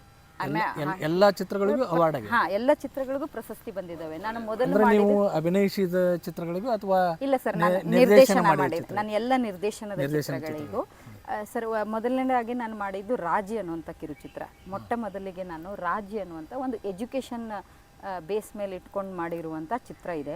ಅದು ಕೂಡ ನಮಗೆ ಯೂಟ್ಯೂಬಲ್ಲಿ ಲಭ್ಯ ಇದೆ ಸರ್ ಎಲ್ಲರಿಗೂ. ಆ ರಾಜಿ ಈ ಚಿತ್ರಕ್ಕೂ ಕೂಡ ಗುಲ್ಬರ್ಗ ಯೂನಿವರ್ಸಿಟಿ ಫಿಲ್ಮ್ ಫೆಸ್ಟಿವಲಿಂದ ಬೆಸ್ಟ್ ಡೈರೆಕ್ಟರ್ ಆಯಿತು. ಅದಾದಮೇಲೆ ಸಾಖಿ ಅಂತ ಇದೆ ಸರ್, ಅದು ಯೂಟ್ಯೂಬಲ್ಲಿ ಅವೈಲೇಬಲ್ ಇದೆ. ಸಾಖಿ ಅದು ಒಂದು ಬೇರೆ ಜಾನರ್ ಕತೆ. ಇವೆಲ್ಲವೂ ನಾನು ಪ್ರಾಕ್ಟೀಸ್ ಸೆಷನಲ್ಲಿ ಅಥವಾ ನನಗೇನು ಬರುತ್ತೆ, ನಾನು ಹೋಗಿ ನಿರ್ಮಾಪಕರಿಗೆ ಹೋಗಿ ಕೇಳಿದಾಗ ಒಂದಿಷ್ಟು ಹಂತದ ನಿರ್ಮಾಣದ ಹಣವನ್ನು ಅವ್ರು ಹಾಕಿದಾಗ ಅವರಿಗೆ ನಾನು ಲಾಸ್ ಮಾಡಬಾರ್ದಲ್ರಿ. ನನ್ನ ತಿಕ್ಲಿಗೆ ಯಾಕೆ ನಾನು ಬೇರೆಯವ್ರ ಹಣವನ್ನು ಹಾಳು ಮಾಡಲಿ, ಯಾಕಂದರೆ ನನಗೆ ಒಂದೊಂದು ರೂಪಾಯಿಗೂ ರೆಸ್ಪೆಕ್ಟ್ ಇದೆ. ಹಾಗಾಗಿ ಮೊದಲು ನಾವು ನೋಡೋಣ ನನಗೆ ಏನೇನು ಮಾಡೋಕ್ಕೆ ಬರುತ್ತಾ, ಮಾಡೋಕ್ಕೆ ಬರೋದಿಲ್ಲ, ಬಂದ ಅವಕಾಶಗಳನ್ನು ನಾನು ಹೇಗೆ ಸರಿಪಡಿಸ್ಕೋಬೇಕು ಅನ್ನೋದಕ್ಕೆ ನಾನು ಮಾಡಿರೋದು ಸಾಖಿ ಮತ್ತು ರಾಜಿ. ಅದ ನಂತರದಲ್ಲಿ ನಂಗೊಂದು ಕ್ಯಾಲ್ಕುಲೇಷನ್ ಬಂತ್ರಿ, ಐ ಕ್ಯಾನ್ ಡೂ ಆಮೇಲೆ ಇದರಲ್ಲಿ ನಾನು ಸರ್ವೈವ್ ಆಗಬಹುದು ಅಂತ. ಎರಡಕ್ಕೂ ಮೊದಲನೇ ಚಿತ್ರಗಳಿಗೆ ಅವಾರ್ಡ್ ಬಂದಾಗ ಅದರ ನಂತರದಲ್ಲೇ ನಾನು ಮಾಡಿದ್ದು ಬಡವನಾದರೆ ಏನು ಪ್ರಿಯೆ ಅಂತ. ಅದು ಕೂಡ ಯೂಟ್ಯೂಬಲ್ಲಿದೆ ಸರ್. ಬಡವನಾದರೆ ಏನು ಪ್ರಿಯೆ, ಅಪ್ಪ ಬೇಲಿ ಅಲ್ಲ, ಚಂದುಳ್ಳ ಚೆಲುವೆ, ಸುಮಾರು ಹೀಗೆ ಶಾರ್ಟ್ ಫಿಲ್ಮ್ಗಳನ್ನು ಮಾಡಿದ್ದೀನಿ. ಅದನ್ನು ಮಾಡ್ತಾ ಅಸೋಸಿಯೇಟಾಗಿ ಕೆಲಸ ಮಾಡ್ತಾ ಹಲವಾರು ಚಿತ್ರಗಳಲ್ಲಿ ದೊಡ್ಡ ದೊಡ್ಡ ಸಿನಿಮಾಗಳಲ್ಲಿ ಅಸೋಸಿಯೇಟ್ ಮಾಡಿದ್ದೀನಿ ಸರ್. ಅದು ಮಾಡಿ ಅದೆಲ್ಲದರ ಕಲಿಕೆಯನ್ನು ಮಾಡಿ ನಂತರದಲ್ಲಿ ಮಾಡಿದ್ದು 2 ಫ್ಯೂಚರ್ ಮೂವಿಗಳು. ಒಂದು ಚುರುಮುರಿಯ, ಮತ್ತೊಂದು ಮಂಜು ಮುಸುಕಿದ ಹಾದಿ ಅಂತ. 2 ಕೃತಿ ಆಧಾರಿತ ಚಿತ್ರಗಳು ಸರ್. ಇವೆರಡು ಕಾದಂಬರಿ ಆಧಾರಿತ ಚಿತ್ರಗಳು ಮತ್ತು ಕಲಾತ್ಮಕ ಚಿತ್ರಗಳು ಸರ್. ಇವು ಎಲ್ಲವೂ ಕೂಡ ಉತ್ತರ ಕರ್ನಾಟಕದ ನನ್ನ ನೆಲದ ಕಥೆಗಳನ್ನೇ ನಾನು ಹೇಳಿದ್ದೀನಿ. ಇವೆಲ್ಲದರಲ್ಲಿ ಉತ್ತರ ಕರ್ನಾಟಕದ ಭಾಷೆ ಮತ್ತು ನೆಲದ ಕಥೆಗಳೇ ಇದ್ದಾವೆ. ಚುರುಮುರಿಯ 2025ರಲ್ಲಿ ಜೂನಲ್ಲಿ ಬಿಡುಗಡೆ ಆಗಿತ್ತು. ಅದು ಹೌಸ್ಫುಲ್ ಶೋ ಕೂಡ ಆಗಿತ್ತು ಎಲ್ಲ ಉತ್ತರ ಕರ್ನಾಟಕದಲ್ಲಿ ರಿಲೀಸ್ ಮಾಡಿದಾಗ. ಆಮೇಲೆ ಅದು ಕೂಡ ಒಳ್ಳೆಯ ರೆಸ್ಪಾನ್ಸನ್ನು ತೊಗೊಂಡಿರುವಂಥ ಚಿತ್ರ ಸರ್. ಅದಾದಮೇಲೆ ವೆಸ್ಟ್ ಬೆಂಗಾಲ್ ಫೆಸ್ಟಿವಲಲ್ಲಿ ಅದು ಸೆಲೆಕ್ಟೆಡ್ ಆಗಿತ್ತು. ಇಂಟರ್ನ್ಯಾಷನಲ್ ಫೆಸ್ಟಿವಲಲ್ಲಿ ಕೂಡ ಅದು ಪ್ಲೇ ಆಗಿದೆ. ಅದಾದಮೇಲೆ ಕೇರಳ ಫೆಸ್ಟಿವಲ್ಗೂ ಕೂಡ ಸೆಲೆಕ್ಟ್ ಆಗಿತ್ತು. ನಾವು ಅದನ್ನು DCP ಕಳಿಸ್ಲಿಕ್ಕೆ ನನಗೆ ಸಮಯ ಆಗಲಿಲ್ಲ ಅಷ್ಟೇ. ಅದಾದಮೇಲೆ ಮೈಸೂರು ದಸರಾ ಫೆಸ್ಟಿವಲ್ ಆಗಿದೆ ಸರ್. ಮೈಸೂರು ದಸರಾ ಚಲನಚಿತ್ರೋತ್ಸವ ಅಂತ ಮಾಡ್ತಾರೆ, ಅಲ್ಲಿ ಕೂಡ ಅದು ಪ್ರದರ್ಶನ ಕಂಡಿದೆ. ಆಮೇಲೆ ಚುರುಮುರಿಯ ರಿಪೀಟೆಡ್ ಶೋಗಳಾಗಿದ್ದಾವೆ, ಬೆಳಗಾಮಲ್ಲಿ ರಿಪೀಟ್ ಶೋ ಆಗಿದ್ದಾವೆ. ಅದರದ್ದು ಥಿಯೇಟ್ರಿಕಲ್ಲಿ ಆದಮೇಲೂ ಕೂಡ ಪರ್ಸ್ನಲ್ ಪ್ರದರ್ಶನಗಳನ್ನು ಕೂಡ ಕಂಡಿರೋದು. ಬಹಳ ಒಳ್ಳೆಯ ಕಲಾತ್ಮಕ ಚಿತ್ರಕ್ಕೆ ಸರ್. ಯಾರೂ ದೊಡ್ಡ ಮಟ್ಟದ ಹೀರೋಗಳು ಇಲ್ಲದೆ, ಯಾವುದೇ ರೀತಿಯಾದಂತಹ ಹಾಡುಗಳಿಲ್ಲ, ಅದರಲ್ಲಿ ಏನೂ ಇಲ್ಲದೆ ಕೂಡ ಅದು ಗೆದ್ದಿರೋದು ನನಗೊಂದು, ನನ್ನ ಪ್ರಯತ್ನಕ್ಕೆ ನನಗೆ ಜನ ಸ್ಪಂದನೆ ಕೊಟ್ಟಿರೋದು ಖುಷಿ ಇದೆ ಸರ್. ಇಷ್ಟು ಚಿತ್ರಗಳ ಹೆಸರು ನಾನು ಮಾಡಿರೋದು. ಈಗ ಮಂಜು ಮುಸುಕಿದ ಹಾದಿ ಈಗ ನಿರ್ಮಾಣ ಮಾಡಿ ರೆಡಿಯಾಗಿದೆ ಸರ್. ಇನ್ನು ಸದ್ಯದಲ್ಲೇ ಬಿಡುಗಡೆ ಮಾಡಬೇಕನ್ನುವಂಥ ತಯಾರಿಯಲ್ಲಿದ್ದೀನಿ. ಅದರ ಮಧ್ಯದಲ್ಲಿ ಮಾಡಿರೋ ಇನ್ನೊಂದು ಮಹತ್ವವಾದಂಥ ಚಿತ್ರ ರೊಟ್ಟಿ. ನೀವೆಲ್ಲರೂ ನೋಡಿದ್ದೀರಾ ರೊಟ್ಟಿಯನ್ನು ಆ ಸವಿಯನ್ನು ಸವಿದಿದ್ದೀರಾ. ಹಾಗಾಗಿ ಅದನ್ನು ನಿಮಗೆ ಹೇಗೆ ಅನ್ನಿಸ್ತು ಅಂತ ನೀವೇ ಹೇಳಬೇಕು. ಇಷ್ಟೊಂದು ಚಲನಚಿತ್ರಗಳಲ್ಲಿ ಪಾತ್ರವಹಿಸಿ ಮತ್ತು ನಿರ್ದೇಶನ ಮಾಡಿದಂಥ ನಮ್ಮ ಸುಪ್ರಿಯಾ ನಿಪ್ಪಾಣಿಯವರು ನಮ್ಮೂರೇ ಆದ ಒಂದು ದೊಡ್ಡ ಪ್ರತಿಭೆ ಅನ್ನಬಹುದು. ಅದರಿಂದ ಎಲ್ಲರೂ ಈ ಚಲನಚಿತ್ರಗಳಿಗೆ ನೋಡಿ ಬೆಂಬಲಿಸಬೇಕಂತ ಹೇಳಿ ಈ ಮುಖಾಂತರ ಕೇಳ್ಕೊತೀವಿ. ಇದೇ ರೀತಿ ಇಂಥ ಪ್ರತಿಭೆಗಳನ್ನು ಇನ್ನಷ್ಟಕ್ಕೆ ಎತ್ತರಕ್ಕೆ ಕರೆದುಕೊಂಡು ಹೋಗಬೇಕಂತ ಕಾರ್ಯವನ್ನು ನಮ್ಮ ಕ್ಷೇತ್ರದ ಜನಪ್ರತಿನಿಧಿಯಾದಂಥ ಶ್ರೀಮತಿ ಉಮಾಶ್ರೀ ಅಮ್ಮನವರು ಉನ್ನತ ಮಟ್ಟದ ರಂಗನಾಯಕಿ ಅಂತಲೇ ಹೇಳ್ಬೋದು. ಈ ನಿಟ್ಟಿನಲ್ಲಿ ಅವರು ನಮ್ಮ ಊರಿನ ಮಗಳು ಅನ್ಬೋದೇನೋ ಸುಪ್ರಿಯಾ ನಿಪ್ಪಾಣಿ ಅವರಿಗೆ ತಾವು ಕೂಡ ಕೈ ಜೋಡಿಸ್ತೀರಿ ಅಂತ ಹೇಳಿ ಈ ಮಾಧ್ಯಮದ ಮುಖಾಂತರ ಕೇಳ್ಕೊಳ್ತೀವಿ ಸರ್. ಖಂಡಿತ ಸರ್. ನಾನು ಉಮಾಶ್ರೀ ಅಮ್ಮರವ್ರು ನೀವು ಹೆಸರು ಹೇಳಿದ್ರಂತ, ಅವರೊಬ್ಬ ದೊಡ್ಡ ಪ್ರತಿಭೆ, ಅದೊಂದು ಸಾಗರ. ಅದಾದಮೇಲೆ ನಾಟ್ ಓನ್ಲಿ ಸುಪ್ರಿಯಾ ಸರ್, ಅವರು ತಮ್ಮ ಇಲಾಖೆಯಲ್ಲಿ ಅವರು ಸಚಿವರಾಗಿದ್ದಾಗ ಎಲ್ಲ ಕಲಾವಿದರಿಗೂ ಬಹುದೊಡ್ಡ ಕಾಣಿಕೆಯನ್ನು ಅವರು ಕೊಟ್ಟಿದ್ದಾರೆ. ಅವರು ಬಹಳಷ್ಟು ಕೆಲಸವನ್ನು ಅವ್ರು ಮಾಡಿದ್ದಾರೆ ರೀ. ಸೊ ಅದೇ ವೆರಿ ಅಪ್ರಿಷಿಯೇಬಲ್. ಆಮೇಲೆ ಅವರು ಬಹಳ ದೊಡ್ಡ ಪ್ರತಿಭೆ ಅವರಿಗೆ ಅದರದ್ದು ಎಷ್ಟು ಹೇಳಿದ್ರು ನಾವು ಅವರು ಒಂದು ತುಣುಕಾದರೂ ಸಹಿತ ಆಗೋ ಪ್ರಯತ್ನ ನಾವು ಅವರು ಒಂದು ತುಣುಕಾದರೂ ಆಗೋ ಪ್ರಯತ್ನವನ್ನು ಮಾಡಬೇಕು ಅಂತ ಅನ್ನಿಸ್ತೈತೆ ರೀ ಸರ್. ನಾನು ಸಿನಿಮಾದಲ್ಲಿ ನೀವು ಅವಾಗಲೂ ಕೇಳಿದಾಗ ಕೆಲವು ಪಾತ್ರಗಳನ್ನು ಮಾಡಿದ್ದೀನಿ. ನೀವು ರೊಟ್ಟಿ ಮುಖನ ನಾನು ನೋಡಿದ್ದೀರ ಸರ್. ನಾನು ದೊಡ್ಡ ದೊಡ್ಡ ಚಿತ್ರಗಳಲ್ಲೂ ಕೂಡ ಕ್ಯಾರೆಕ್ಟರ್ ಮಾಡಿದ್ದೀನಿ. ಒಂದು ವಿಚಾರ ಹೇಗೆ ಅಂದರೆ ಸರ್, ಕೆಲವೊಂದು ಚಿತ್ರ ನಿರ್ಮಾಣ ಆಗ್ತವೆ ಸರ್, ಅವು ಬೆಂಗಳೂರಲ್ಲೇ ನಿರ್ಮಾಣ ಆಗಿ ಬೆಂಗಳೂರಲ್ಲೇ ಬಿಡುಗಡೆ ಆಗ್ತವೆ. ಬೆಂಗಳೂರಿನ ಥಿಯೇಟ್ರ್ಗಳಲ್ಲಿ ಮಾತ್ರ ಇರ್ತಾವ್ರಿ ಅವು, ಎಲ್ಲ ಇಲ್ಲಿ ಥಿಯೇಟ್ರ್ಗಳಲ್ಲಿ ಬಂದಿರಲ್ಲ. ಅದರಲ್ಲಿರುವಂಥ ಸೈಕಲ್ ಅನ್ನುವಂಥ ಚಿತ್ರ ಸರ್, ಆ ಸೈಕಲ್ ಅನ್ನುವಂಥ ಚಿತ್ರದಲ್ಲಿ ನಾನು ಪಾತ್ರವನ್ನು ಮಾಡಿದ್ದೀನಿ. ಹೀರೋನ ಅಕ್ಕನ ಪಾತ್ರದಲ್ಲಿ ಕಾಣಿಸ್ಕೊಂಡಿದ್ದೀನಿ. ಆಮೇಲೆ ಇನ್ನೊಂದು ಬಹುಮುಖ್ಯವಾದಂತಹ ಚಿತ್ರ ಆಗಿತ್ತು ಸರ್, ಸ್ವರಾಜ್ಯ ಅಂತ. That is a historical cinema, ಸ್ವರಾಜ್ಯ ಅನ್ನುವಂಥ. ನಾರಾಯಣ್ ಧೋನಿಯ ಕಥೆಯನ್ನು ಇಟ್ಕೊಂಡು ಮಾಡಿರೋದು. ಮುದೋಳಲ್ಲಿ ಎಂಟೈರ್ ಶೂಟಿಂಗ್ ಮುದೋಳಲ್ಲಾಗಿತ್ತು. ಅವ್ರು ಯಾರು ಕಾರಜೋಳ್ ಸರ್ ಅವರ ಸೊಸೆ ಅದಕ್ಕೆ ಅವರು ನಿರ್ಮಾಣವನ್ನು ಮಾಡಿದರು. ಆ ಚಿತ್ರದಲ್ಲಿ ನಾನು ಅಸೋಸಿಯೇಟಾಗಿ ಕೆಲಸ ಮಾಡಿದ್ದೀನಿ ಸರ್. ಅದ್ರ ಜೊತೆಗೆ ಅದರಲ್ಲಿ ಒಂದು ಪ್ರಮುಖವಾದ ಪಾತ್ರ ಭಾಗವ ಅನ್ನುವಂಥ ಪಾತ್ರವನ್ನು ಕೂಡ ನಾನು ನಿಭಾಯಿಸಿದ್ದೀನಿ ನಾಗೇಶ್ಮಯ್ಯ ಸರ್ ಜೊತೆ. ಆ ಪಾತ್ರವನ್ನು ಕೂಡ ನಾನು ಮಾಡಿದ್ದೀನಿ. ಅದಾದಮೇಲೆ ಈಗ ದೊಡ್ಡ ಮನೆ ಸೊಸೆ ಅನ್ನುವಂಥದ್ದು ದೊಡ್ಡದು ಒಂದು ಚಿತ್ರ ಆಯಿತು ಸರ್, ಆಗಿದೆ. ಅದರಲ್ಲಿ ಕೂಡ ನಾನು ಪಾತ್ರ ಏನು ಮಾಡಿ ಹೆಸರು ನೆನಪು ಬರ್ತಾ ಇಲ್ಲ ಸರ್. ಅದು ಒಂದು ಏನಂತಾರೆ ಅದಕ್ಕೆ, ಜಾನಕಮ್ಮ ಪಾತ್ರ ಮಾಡಿದ್ದೀನಿ. ಅದಾದಮೇಲೆ ನಾಗವಲ್ಲಿ ಬಂಗ್ಲೋ ಅಂತ ಅದೇ ರಿಲೀಸ್ ಆಗಿದೆ ಸರ್ ಎಲ್ಲ ಚಿತ್ರಗಳು. ಅಲ್ಲಿ ನಾಗವಲ್ಲಿ ಬಂಗ್ಲೋ ಅನ್ನುವಂಥದ್ದು, ನಾಗವಲ್ಲಿ ಬಂಗ್ಲೆ ಅನ್ನುವಂಥದ್ದು ಏನು ನೋಡಿದರೆ, ಇದು ಬಂಗ್ಲೋ ಅನ್ನುವಂಥದ್ದು ಇನ್ನೊಂದು ಚಿತ್ರ ಹೋದ ವರ್ಷ ರಿಲೀಸ್ ಆಯಿತು, ಬಂತು. ಹಾರರ್ ಝೋನರ್ ಇರುವಂಥ, ಅದರಲ್ಲಿರುವಂಥ PG ಪದ್ದಕ್ಕ ಭಾಳ ಪ್ರಸಿದ್ಧ ಸರ್. ನನಗೆ ಬೆಂಗಳೂರಲ್ಲಿ ನಾನು PG ಪದ್ದಕ್ಕ ಅಂತ ಪ್ರಚಾರದಲ್ಲಿದ್ದೀನಿ. ಇಲ್ಲಿ ನಾವು ರೊಟ್ಟಿ ಹೇಗೆ ಮಾತಾಗುತ್ತೆ, ಅಲ್ಲಿ ನಾನು ಅಲ್ಲಿಯ ಜನರಿಗೆ ಎಲ್ಲರಿಗೂ PG ಪದ್ದಕ್ಕ ಆಗಿ ನಾನು ಕಾಣಿಸ್ಕೋತೀನಿ. ಆ ಪಾತ್ರ ಎಲ್ಲರಿಗೂ ಬಹಳ ಇಷ್ಟ ಆಗಿರೋದು. ಅದಾದಮೇಲೆ ಜಾನಕಮ್ಮ ಪಾತ್ರ, ಇವತ್ತು ಜಾನು ಅಂತ ದೇ ವಿಲ್ ಮೆನಿಯಾರ್ ಕರೀತಾರೆ. ಆ ಜಾನಕ ಪಾತ್ರಗಳು ಅವೆಲ್ಲವೂ ಉತ್ತರ ಕರ್ನಾಟಕ ಭಾಷೆಯಲ್ಲೇ ಮಾಡಿರೋದು ಸರ್. ವಂಡರ್ಫುಲ್ ನ್ಯೂಸ್ ಏನಂದರೆ ಸರಿ, ಅವೆಲ್ಲವನ್ನು ನಾನು ಭಾಷೆಯನ್ನು ಅಲ್ಲಿ ಒಂದು ಇಲ್ಲಿಯ ನೆಲೆಯಲ್ಲಿ ಇದ್ಮ್ಯಾಗ ಸರ ಭಾಷೆನ ತೊಗೊಂಡು ಹೋಗೋದು ಬಹಳ ಮುಖ್ಯ ಆಗುತ್ತೆ ರೀ. ಅಲ್ಲಿವರೆಗೂ ನಾನು ಅದೇ ಭಾಷೆಯಲ್ಲಿ ಮಾಡಿದ್ದೀನಿ ಸರ್. ಹಾಂ, ಅಲ್ಲಿ ಆ ಪಾತ್ರಕ್ಕೆ ನಾನು ಅದೇ ಭಾಷೆಯಲ್ಲಿ ಮಾಡಿದ್ರೆ ಓಕೆ ಆಗುತ್ತೆ. ಇವೆಲ್ಲ ಸಿನಿಮಾದಲ್ಲಿ ಸರ್ ನಾನು ಅಸೋಸಿಯೇಟಾಗಿ ಕೆಲಸ ಮಾಡಿದ್ದೆ. ಇದು ಹೆಂಗೆ ಪಾತ್ರ ಬಂತು, ಆಗ ನಾನು ಡೈರೆಕ್ಟ್ರು ಹೆಂಗೆ ನಾನು ಆ್ಯಕ್ಟಿಂಗಲ್ಲಿ ಬಂದೆ ಅಂದರೆ ಸರ್, ಪಾತ್ರ ಮಾಡ್ತೀವಿ, ಕಥೆಯಲ್ಲಿ ಕುಂಡಿರ್ತೀವಿ, ಅಸೋಸಿಯೇಟ್ ಕೆಲಸ ಮಾಡಬೇಕಾದ್ರೆ ಕೆಲವೊಂದು ಕಡೆ ಏನಾಗಿತ್ತು, ಮಾಡಬೇಕಾದ್ರೆ ಪಾತ್ರಧಾರಿಗಳು ಬರಲಿಲ್ಲ ಅಂದಾಗ ಅದನ್ನು ನಾನು ಮ್ಯಾಚ್ ಮಾಡಲಿಕ್ಕೆ, ಭಾಗವ ಪಾತ್ರವನ್ನು ನಾನು ಮ್ಯಾಚ್ ಮಾಡಲಿಕ್ಕೆ, ಅವಳ ಮುಖ್ಯವಾದ ಪ್ರಮುಖ ಪಾತ್ರಧಾರಿಗಳು ಬರಲಿಲ್ಲ, ಅವ್ರಿಗೆ ಹುಷಾರು ತಪ್ಪಿತೋ, ಡೇಟ್ ಮ್ಯಾಚ್ ಆಗಲಿಲ್ಲೋ ಅಥವಾ ಏನೋ ಒಂದು ಕಾರಣಕ್ಕೆ ಅವ್ರು ಬರಲಿಲ್ಲ ಅಂದಾಗ ನಾನು ಅಲ್ಲಿ ಹೋಗಿ ಡೈರೆಕ್ಟ್ರು ಇನ್ನು ಬರಲಿಲ್ಲವ, ಹೋಗಮ್ಮ ನೀನೇ ಸೀರೆ ಸುತ್ಕೊಂಬ, ನಿನಗೆ ಹೆಂಗೂ ಭಾಷೆ ಗೊತ್ತು, ಎಲ್ಲ ಗೊತ್ತು ಅನ್ನೋದಕ್ಕೆ ಆ ಪಾತ್ರವನ್ನು ನಾನು ನಿಭಾಯಿಸೋಕ್ಕೆ ಬಂತು. ನಾನು ಕೇವಲ ಅಲ್ಲಿ ಅಸೋಸಿಯೇಟ್ ಆಗಿದ್ದೆ ಸರ್. ಅದು ಒಂದು ಸರ್. ಎರಡನೇದು ಏನಂದರೆ, ಕೆಲವೊಂದು ಸತಿ ಕಥೆಯನ್ನು ಮಾಡ್ಕೊಂಡಿರ್ತಾರೆ ಡೈರೆಕ್ಟರ್ಗಳು, ಎಲ್ಲ ಕತೆ ನಡೀತಾ ಇರುತ್ತೆ, ಅದರಲ್ಲಿ ಪಾತ್ರಗಳು ಇರ್ತವೆ. ಆ ಡೈರೆಕ್ಟರ್ ಜೊತೆ ಕೂತಾಗ ಇಲ್ಲ ನಾನು ಅಲ್ಲಿದ್ರೂ ಸರ್ ನಾರ್ತ್ ಕರ್ನಾಟಕದಲ್ಲೇ ಬಂದ್ಬಿಡುತ್ತೆ ಭಾಷೆ ಮಾತಾಡಬೇಕಾದ್ರೆ, ಇಲ್ಲ ನಿಮ್ಮ ಉತ್ತರ ಕರ್ನಾಟಕದಲ್ಲಿ ಯಾಕೆ ಒಂದು ಟ್ರೈ ಮಾಡ್ಬಾರ್ದು ಸುಪ್ರಿಯಾ, ಐ ವಿಲ್ ಡೂ, ನಿನ್ಗೊಂದು ಹೀಗೆ ಅವರೇ ನಿರ್ದೇಶಕರೇ ನನಗೆ ಪುಷ್ ಮಾಡಿದಾಗ ಆ ಡೈಲಾಗ್ಗಳನ್ನೆಲ್ಲವನ್ನ ನಾನೇ ಬರ್ಕೋತೀನಿ ಸರ್. ಅಲ್ಲಿ ಜಡ್ಜ್ಮೆಂಟ್ ಯಾರಿಗೂ ಸಿಗಲ್ಲ ಸರ್, ಸಿಗಲ್ಲ. ನಾನೇ ಅವುಗಳಿಗೆಲ್ಲ ಬರ್ಕೊಂಡು ನಾನೇ ಅದ್ರ ಅಸೋಸಿಯೇಟ್ ಮಾಡಬೇಕಾದ್ರೆ ಅದೆಲ್ಲ ಕೆಲಸ ಹೋಗಿತ್ತು. ನನ್ನ ಸೀನ್ ಇದ್ದಾಗ ಮಾತ್ರ ನಾನು ಅಲ್ಲಿ ಪಾತ್ರವಾಗಿ ಮಾಡಿಕೊಂಡು ಮಾಡಿರುವಂಥ ಚಿತ್ರಗಳು ಎಲ್ಲವೂ.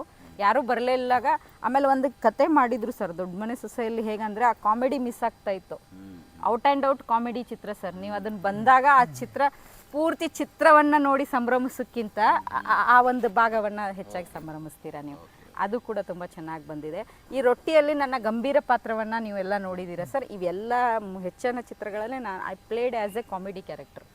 ನಾನು ಈಗ ಪ್ರಸ್ತುತ ಇರುವ ಈ ಕನ್ನಡದ ಧಾರಾವಾಹಿಗಳಲ್ಲಿ ತಾವು ಏನಾದರೂ ಪಾತ್ರಕ್ಕೆ ಕಾಲ್ ಬಂದಿತ್ತು ಅಥವಾ ನೀವು ಯಾವ ರೀತಿಯಿಂದ ಅದನ್ನು ಗಮನಿಸಿದ್ರಿ? ಸರ್, ನನಗೆ ಸೀರಿಯಲ್ಗಳಲ್ಲೆಲ್ಲ ಕರೀತಾರೆ ಸರ್, ಪಾತ್ರಕ್ಕೆ ಕರೆದಿದ್ದಾರೆ. ಕಲಾವಿದೆಯಾಗಿ ನನ್ನ ಪದಕ್ಕಾಗಿ ನೋಡಿದಾಗ, ಬೇರೆ ಪಾತ್ರದಲ್ಲಿ ನೋಡಿದಾಗ, ಈ ಥರ ನೋಡಿದಾಗ ನನ್ನನ್ನು ಅದು Swarajya sir historical cinema international film ಫೆಸ್ಟಿವಲಲ್ಲಿ ಬಯೋಪಿಕಲ್ ಪ್ಲೇ ಆಗಿತ್ತು. ಅಲ್ಲಿ ಭಾಗವನ್ನು ನೋಡಿದ್ರು. ಇಲ್ಲಿ ಎಲ್ಲಮ್ಮ ಸೀರಿಯಲ್ ಮಾಡ್ತಾ ಇರ್ತಾರೆ, ನಾರ್ತ್ ಕರ್ನಾಟಕ ಭಾಷೆ ಬೇಕಾಗಿರುತ್ತೆ. ನನಗೆ ಸೀರಿಯಲಲ್ಲಿ ಕರೆದಾರಿ ಸರ, ಬಟ್ ಆದರೆ ನಾನು ಹೋಗಿಲ್ಲ. ನನಗೆ ವೈಯಕ್ತಿಕವಾಗಿ ಸೀರಿಯಲಲ್ಲಿ ಭಾಗವಹಿಸೋಕ್ಕೆ ಅಷ್ಟು ನನಗೇನು ಸಂಭ್ರಮ ಕೊಟ್ಟಿಲ್ಲ. ನಾನು ಎಲ್ಲಿ ಕೆಲಸ ಮಾಡ್ತೀನಿ ಅಂದರೆ ಸರ್, ನನಗೆ ತುಂಬ ಇಷ್ಟ ಆಗಬೇಕು, ನಾನು ಮಾಡೋ ಕೆಲಸದಲ್ಲಿ ನನಗೆ ಖುಷಿ ಸಿಗಬೇಕು, ಆಮೇಲೆ ಆ ಝೋನರ್ ಫೀಡ್ ಆ್ಯಂಡ್ ಫಾಸ್ಟ್ ಇರಬೇಕು. ನಾವು ಸಿನಿಮಾದಲ್ಲಿ 2 ಅವರ್ಗೆ ಕೂತ್ಕೋತೀವಿ ಸರ್ ಕಥೆನ ಹೇಳ್ಬೇಕಾರೆ. 2 ತಾಸಿಗೆ ವೀಕ್ಷಕರ ಜೊತೆ ಫೈಟ್ ಮಾಡ್ತೀವಿ. ಅದರಲ್ಲಿ ನಾವು ಕಥೆನ ಕ್ರಾಫ್ಟನ್ನು ಕಾನ್ಫ್ಲಿಕ್ಟನ್ನು ಹೇಳ್ತೀವಿ. ಸೊ ಇದು ಸೀರಿಯಲ್ ಹೇಗಾಗುತ್ತಂದರೆ ತುಂಬ ಲಾಂಗ್ ಫಾರ್ಮೆಟಲ್ಲಿ ಹೋಗುತ್ತೆ. ಅದಕ್ಕೆ ನಾನು ಡೇಟ್ಸ್ ಕೊಡಬೇಕಾಗುತ್ತೆ. ನಾನು ಒಂದ್ಸತಿ ಇಲ್ಲಿ ಇರ್ತೀನಿ, ಹೆಚ್ಚಾಗಿ ಬೆಂಗಳೂರಲ್ಲಿ ಇರ್ತೀನಿ, ಅಥವಾ ಬೇರೆ ಯಾವುದೇ ಸಿನಿಮಾಗಳಿಗೆ ಸೈನ್ ಮಾಡೋಕ್ಕಾಗಲ್ಲ. ಸೊ ಸಣ್ಣ ಪುಟ್ಟ ಪಾತ್ರಗಳನ್ನು ಮಾತ್ರ ನಾವು ಹೋಗಿ ಒನ್ ಡೇ ಆರ್ಟಿಸ್ಟಾಗಿ ಹೋಗಬೇಕಾಗತ್ತೆ. ಆದರೆ I did a good director ಜೊತೆಗೆ ಸಿನಿಮಾದಲ್ಲಿ ಒಂದು ಆ್ಯಕ್ಟಿವ್ ಆಗಿದ್ದಾಗ ನಾವು ಹಾಗೆ ಅಲ್ಲಿ ಶಿಫ್ಟಾಗಿ ಹೋಗೋಕ್ಕಾಗಲ್ಲ ಸರ್ ಸೀರಿಯಲಲ್ಲಿ. ಸೊ ಆಮೇಲೆ ಸೀರಿಯಲಲ್ಲಿ ಕಿರುತೆರೆ ಮತ್ತು ಇದು ದೊಡ್ಡ ಪರದೆ ಅನ್ನುವಂಥ 2 ವಿಭಾಗ ಇದೆ ನೋಡಿ. ಹಾಗಿದೆ, ಇದು ದೊಡ್ಡ ಪರದೆ, ಇದು ಸ್ಮಾಲ್ ಸ್ಕ್ರೀನ್, ಬಿಗ್ ಸ್ಕ್ರೀನ್ ಅಂತ 2 ಇದೆ.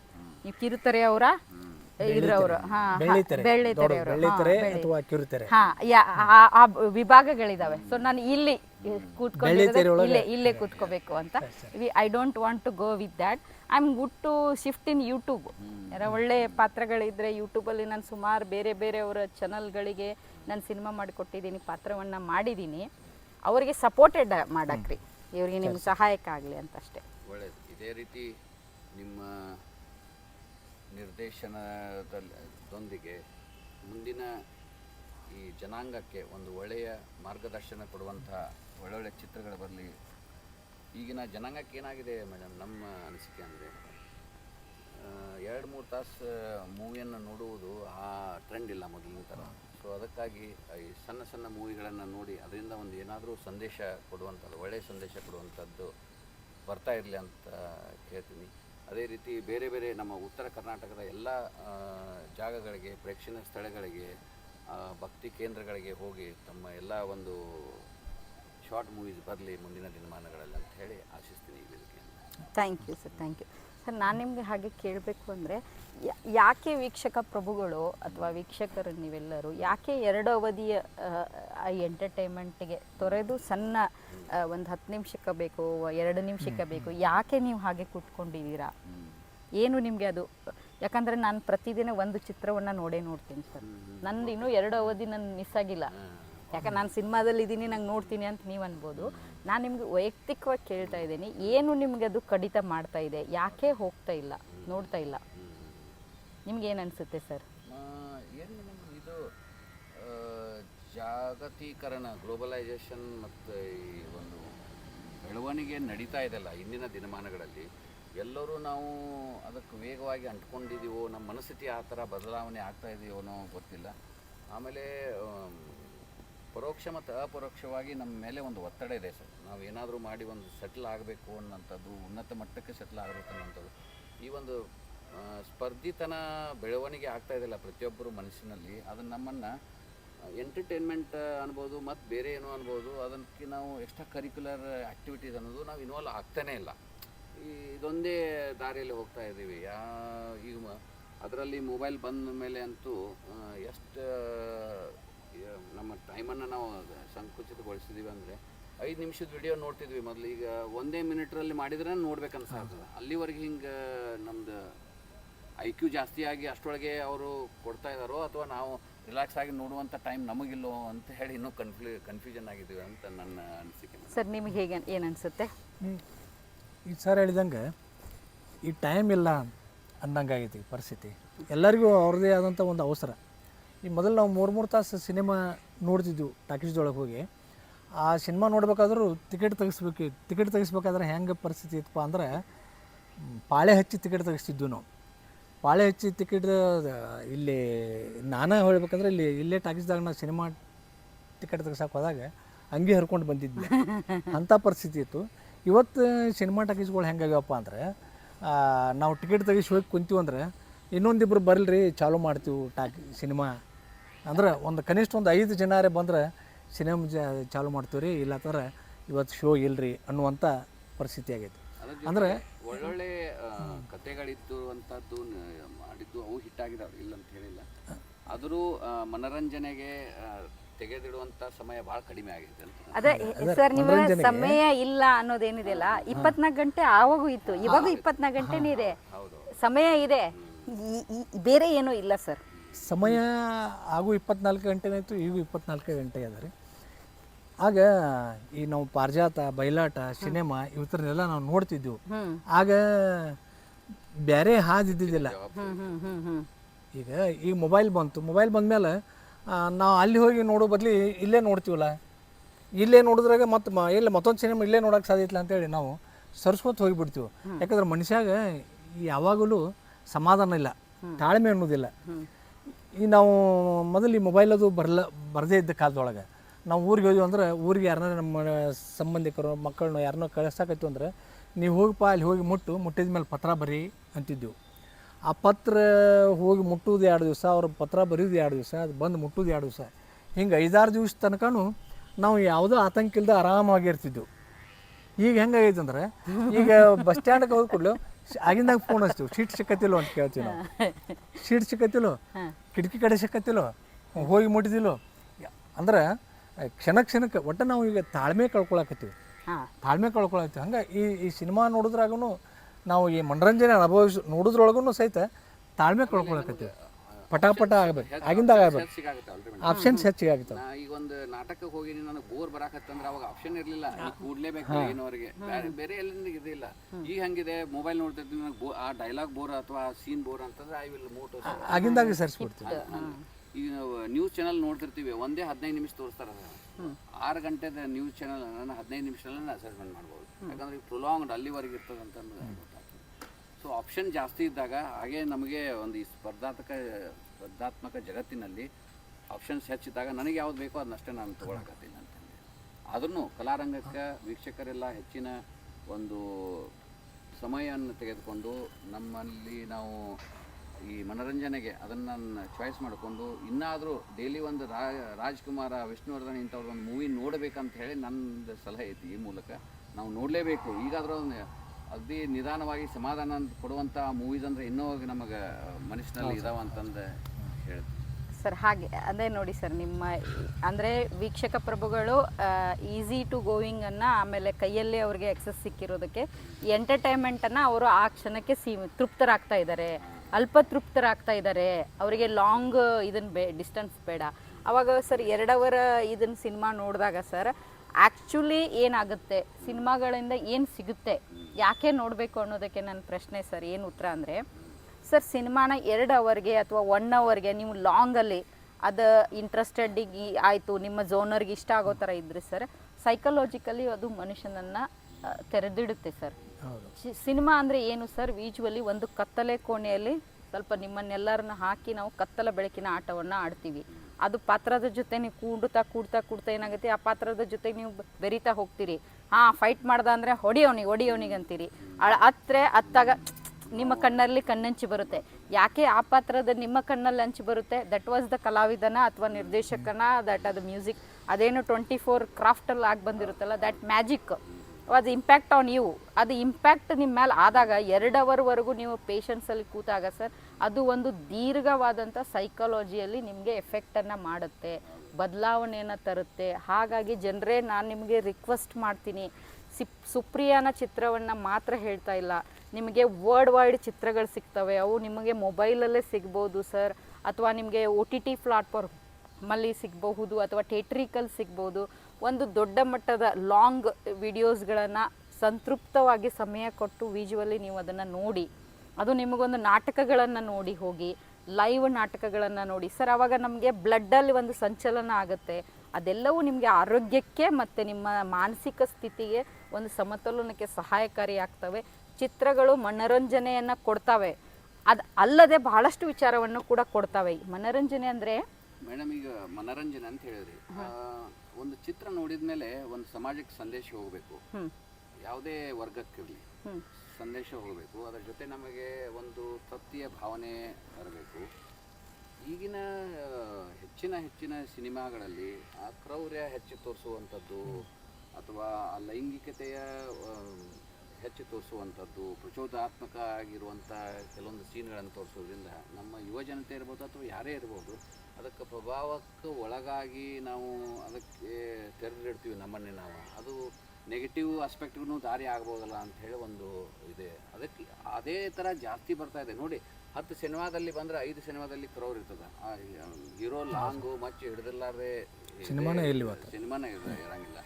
ಯಾವ ರೀತಿಯಿಂದ ಅದು ಒಂದಾದ್ಮೇಲೆ ಒಂದೇ ಒಬ್ಬರು ನೋಡಿ ಇದು ಸರಿಯಾಗಿಲ್ಲ ಅದನ್ನು ತೆಗಿಬಾರ್ದು ಅನ್ನೋಂಥದ್ದು ಇನ್ನೊಬ್ಬರು ಅದನ್ನು ಕಲಿತಾರೋ ಅಥವಾ ಅದೇ ಜನ ಜಾಸ್ತಿ ನೋಡ್ತಿದ್ದೇವೆ ಅಂತ ನಮಗೆ ಗೊತ್ತಿಲ್ಲ ಸರ್. ಆ ರೀತಿ ಯಾಕೆ ಜಾಸ್ತಿ ಬರ್ತಾ ಇದೆ, ಕಲಾತ್ಮಕ ಚಿತ್ರಗಳು ಯಾಕೆ ಜಾಸ್ತಿ ನಡೀತಾ ಇಲ್ಲ ಅನ್ನುವಂಥದ್ದು. ಹಾಂ ಸರ್, ಇದಕ್ಕೆ ಹೇಗೆ ಅಂತಂದರೆ ಸರ್, ಯಾಕೆ ಕ್ರೌರ್ಯ ಹೆಚ್ಚಾಗಿ ಕಾಣಿಸ್ತಾ ಇದೆ ಚಿತ್ರಗಳಲ್ಲಿ ಎಲ್ಲವೂ ಕೂಡ ಅಂದರೆ ಜನರು ಹೇಗೆ ಕೇಳ್ತಾರಲ್ಲ ಸರ್, ಹಾಗೆ ನಿರ್ದೇಶಕ ಅದನ್ನು ಮಾರ್ಕೆಟಿಂಗ್ ವೈಸಲ್ಲಿ ಹಾಗೆ ಚಿತ್ರಗಳನ್ನು ಮಾಡ್ತಾನೆ. ಜನರಿಗೆ ಬೇರೆಯವರು ಸರ್, ನೀವು ಎಲ್ಲ ಕಡೆ ನಿಮ್ಗೊಂದು ಸಿಂಪಲ್ ಟಾಕ್ ಹೇಳ್ತೀನಿ ರೀ ನಾನು. 2 ವಿಚಾರಗಳಿದಾವೆ ರೀ ಇದರಲ್ಲಿ ಸರ್. ನೀವು ಸಾಮಾನ್ಯವಾಗಿ ನಡ್ಕೊಂಡು ಹೋಗ್ತೀವಿ, ಎಲ್ಲ ಒಂದು ಕಡೆ ನಡ್ಕೊಂಡು ಹೋಗ್ತೀವಿ, ದೇವಸ್ಥಾನಕ್ಕೆ ಹೋಗ್ತೀವಿ, ನಾವು ಯಾರೂ ನಮ್ಮನ್ನು 3 ಜನನ ಗಮನಿಸಲ್ಲ, ಸಾಮಾನ್ಯವಾಗಿ ನಮ್ಮನ್ನು ಯಾರೂ ನೋಡಲ್ಲ. ಈಗ ನಾವು ಅದೇ ರೋಡಲ್ಲಿ ಅದೇ ಟೆಂಪಲಲ್ಲಿ 3 ಜನ ನಾವು ಜಗಳ ಮಾಡೋಕ್ಕೆ ಶುರು ಮಾಡೋಣ, ಅವಾಗೇನಾಗುತ್ತೆ?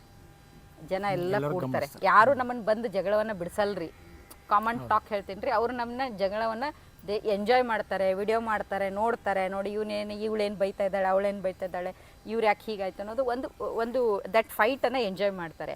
ಅಂದರೆ ಜನರಿಗೆ ಮೈಂಡ್ಸೆಟ್ಟಲ್ಲಿ ಏನಿದೆ ಅಂದರೆ ಇವತ್ತು ಪರ್ಸೆಂಟೇಜ್ ಆಫ್ ಪಬ್ಲಿಕ್ಕಿಗೆ ಏನಿದೆ ಅಂದರೆ ಅವ್ರಿಗೆ ಜಗಳ, ಆಮೇಲೆ ಈ ಫೈಟು, ಈ ವರ್ಗವನ್ನು ಅವ್ರು ಒಂಥರ ಎಂಜಾಯ್ ಮಾಡ್ತಾರೆ. ಇದು ಸತ್ಯ. ಹಾಗಾಗಿ ಅದನ್ನು ಮಾರ್ಕೆಟಿಂಗ್ ಮಾಡಿಕೊಂಡು ಮಾಡುವಂಥ ಕಮರ್ಷಿಯಲ್ ಚಿತ್ರಗಳು ಅದರ ಥರದ ಬರ್ತಾವ್ರಿ. ಅದರ ಆಚೆಗೆ ಸಂದೇಶ ಇರುವಂಥ ಚಿತ್ರಗಳು ಏನು ಬರಬೇಕು ಅಂತ ಏನು ಹೇಳ್ತಿರಲ್ಲ ಸರ್, ಒಂದು ಸಮಾಜಕ್ಕೆ ಒಂದು ಮೆಸೇಜ್ ಕೊಡಬೇಕು ಅಂತ ಏನು ಹೇಳ್ತಿರಲ್ಲ, ಅದಕ್ಕೆ ನಾನೇನು ಉತ್ತರವನ್ನು ನಿಮ್ಗೆ ಹೇಳಬಹುದು ಅಂತಂದರೆ ಸರ್, ಸಮಾಜಕ್ಕೆ ನಾನು ಉತ್ತರವನ್ನು ಅಥವಾ ಮೆಸೇಜನ್ನು ಕೊಡುವುದರ ಜೊತೆಗೆ ಅದನ್ನು ನಾನು ಚಿತ್ರದಲ್ಲಿ ಏನು ಮಾಡಬಹುದು ಅಂದರೆ ಸಮಾಜದ ಚಿಂತನೆಗೆ ಈಡು ಮಾಡುವಂಥ ಚಿತ್ರಗಳನ್ನು, ಸಮಾಜಕ್ಕೆ ನಿಮ್ಮ ಎಲ್ಲ ಪ್ರೇಕ್ಷಕರಿಗೆ ಒಂದು ಚಿಂತನೆ ಮಾಡಬೇಕು, ಅದು ಯೋಚನೆ ಶಕ್ತಿ ಹಚ್ಚಬೇಕು. ಆ ಚಿತ್ರಗಳನ್ನು ಕೂಡ ಇದ್ದಾವೆ ಸರ್, ಸುಮಾರು ಕಲಾತ್ಮಕ ಚಿತ್ರಗಳು ಸರ್. ನಾನು 24 ಮಾಡಿದಾಗ ಸೆನ್ಸರ್ ಆಗಿರುವಂಥ ಫೆಸ್ಟಿವಲಲ್ಲಿ ಬಂದಿರುವಂಥ ನಾನು ನೋಡಿರುವಂಥ ಎಷ್ಟೋ ಚಿತ್ರಗಳು ಥಿಯೇಟ್ರಿಕಲ್ ಬರ್ತಾ ಇಲ್ಲ.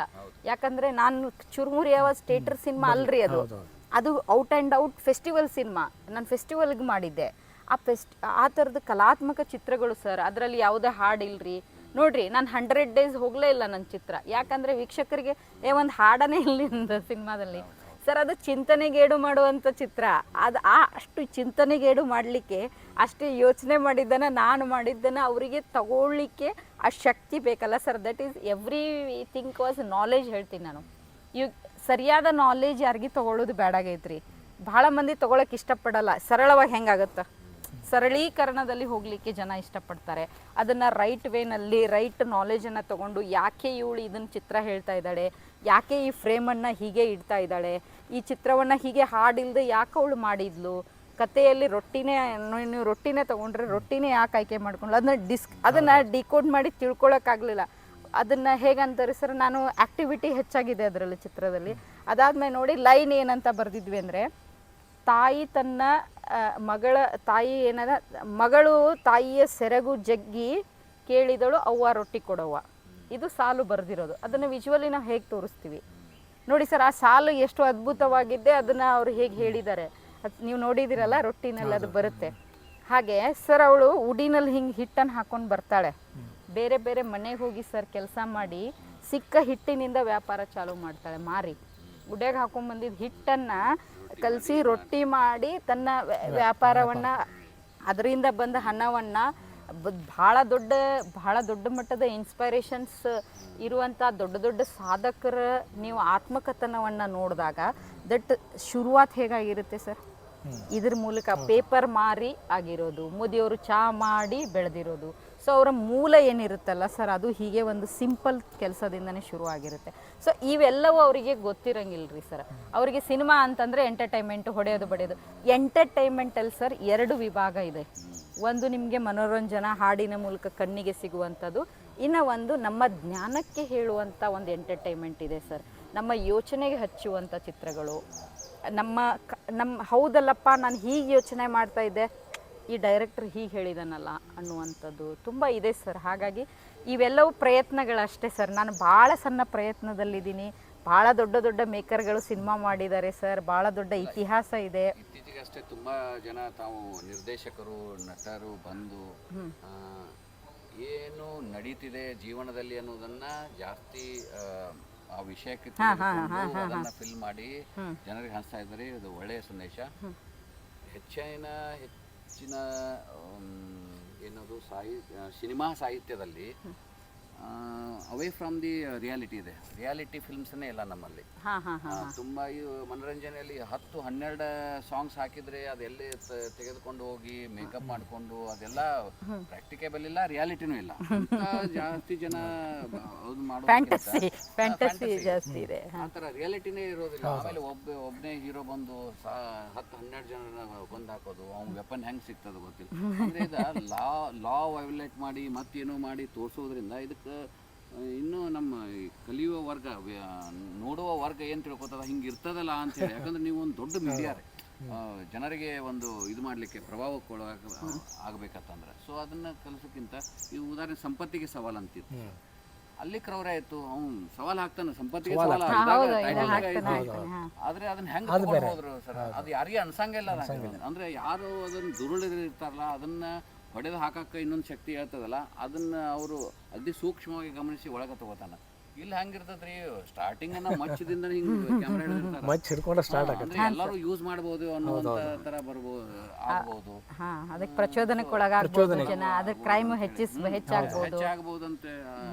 ಅಲ್ಲಾರ ಸಿನಿಮಾದಲ್ಲಿ ಹಿಡಿಯಂಗಿಲ್ಲ, ನಮ್ಗೆ ಯಾಕೆ ಹಿಂಗೆ ಮಾಡ್ತಾರೆ ಅನ್ನೋದಾಗ್ತದೆ. ಆಮೇಲೆ ಪೊಲೀಸರನ್ನ ಅಗದಿ ಎಲ್ಲ ಕ್ರೈಮ್ದಲ್ಲಿ ಅವ್ರನ್ನ ಹೆಚ್ಚಾಗಿ ತೋರಿಸೋದು, ಅಸಹ್ಯವಾಗಿ ತೋರಿಸೋದು ಭಾಳ ಆಗುತ್ತದೆ ಅಂತ ನನ್ನ ಅನಿಸಿಕೆ. ಖಂಡಿತ ಸರ್, ನಿಮ್ಮ ಅನಿಸಿಕೆಗಳು ಮುಕ್ತವಾಗಿ ಇದಾವೆ ಸರ್, ಒಳ್ಳೆಯದು.